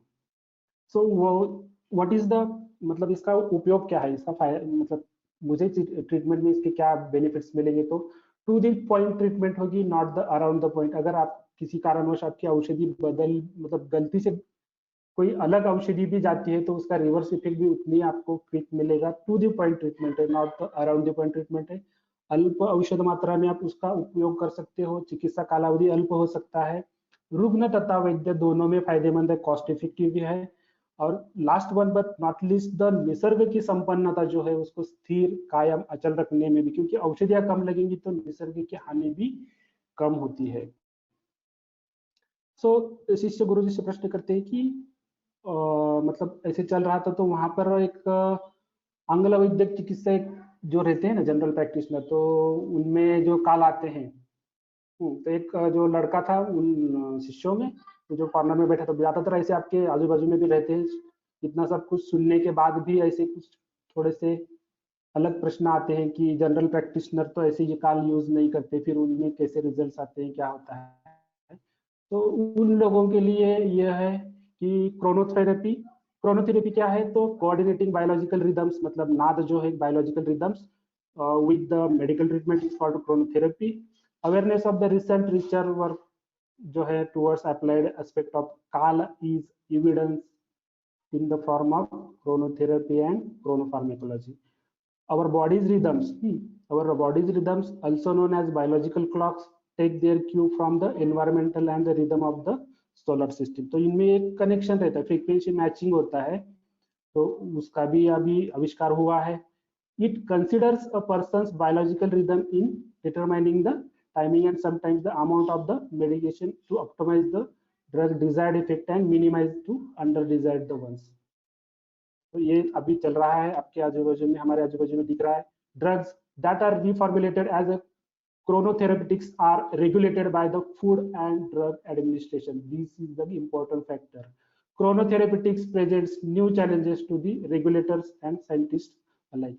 Among additional factors that must be considered with the respect of chronotherapy are time of day a drug is administered, time-related biological factors such as seasonal disorders, patient's normal routine, means eating time and sleeping patterns are also important in this drug administration.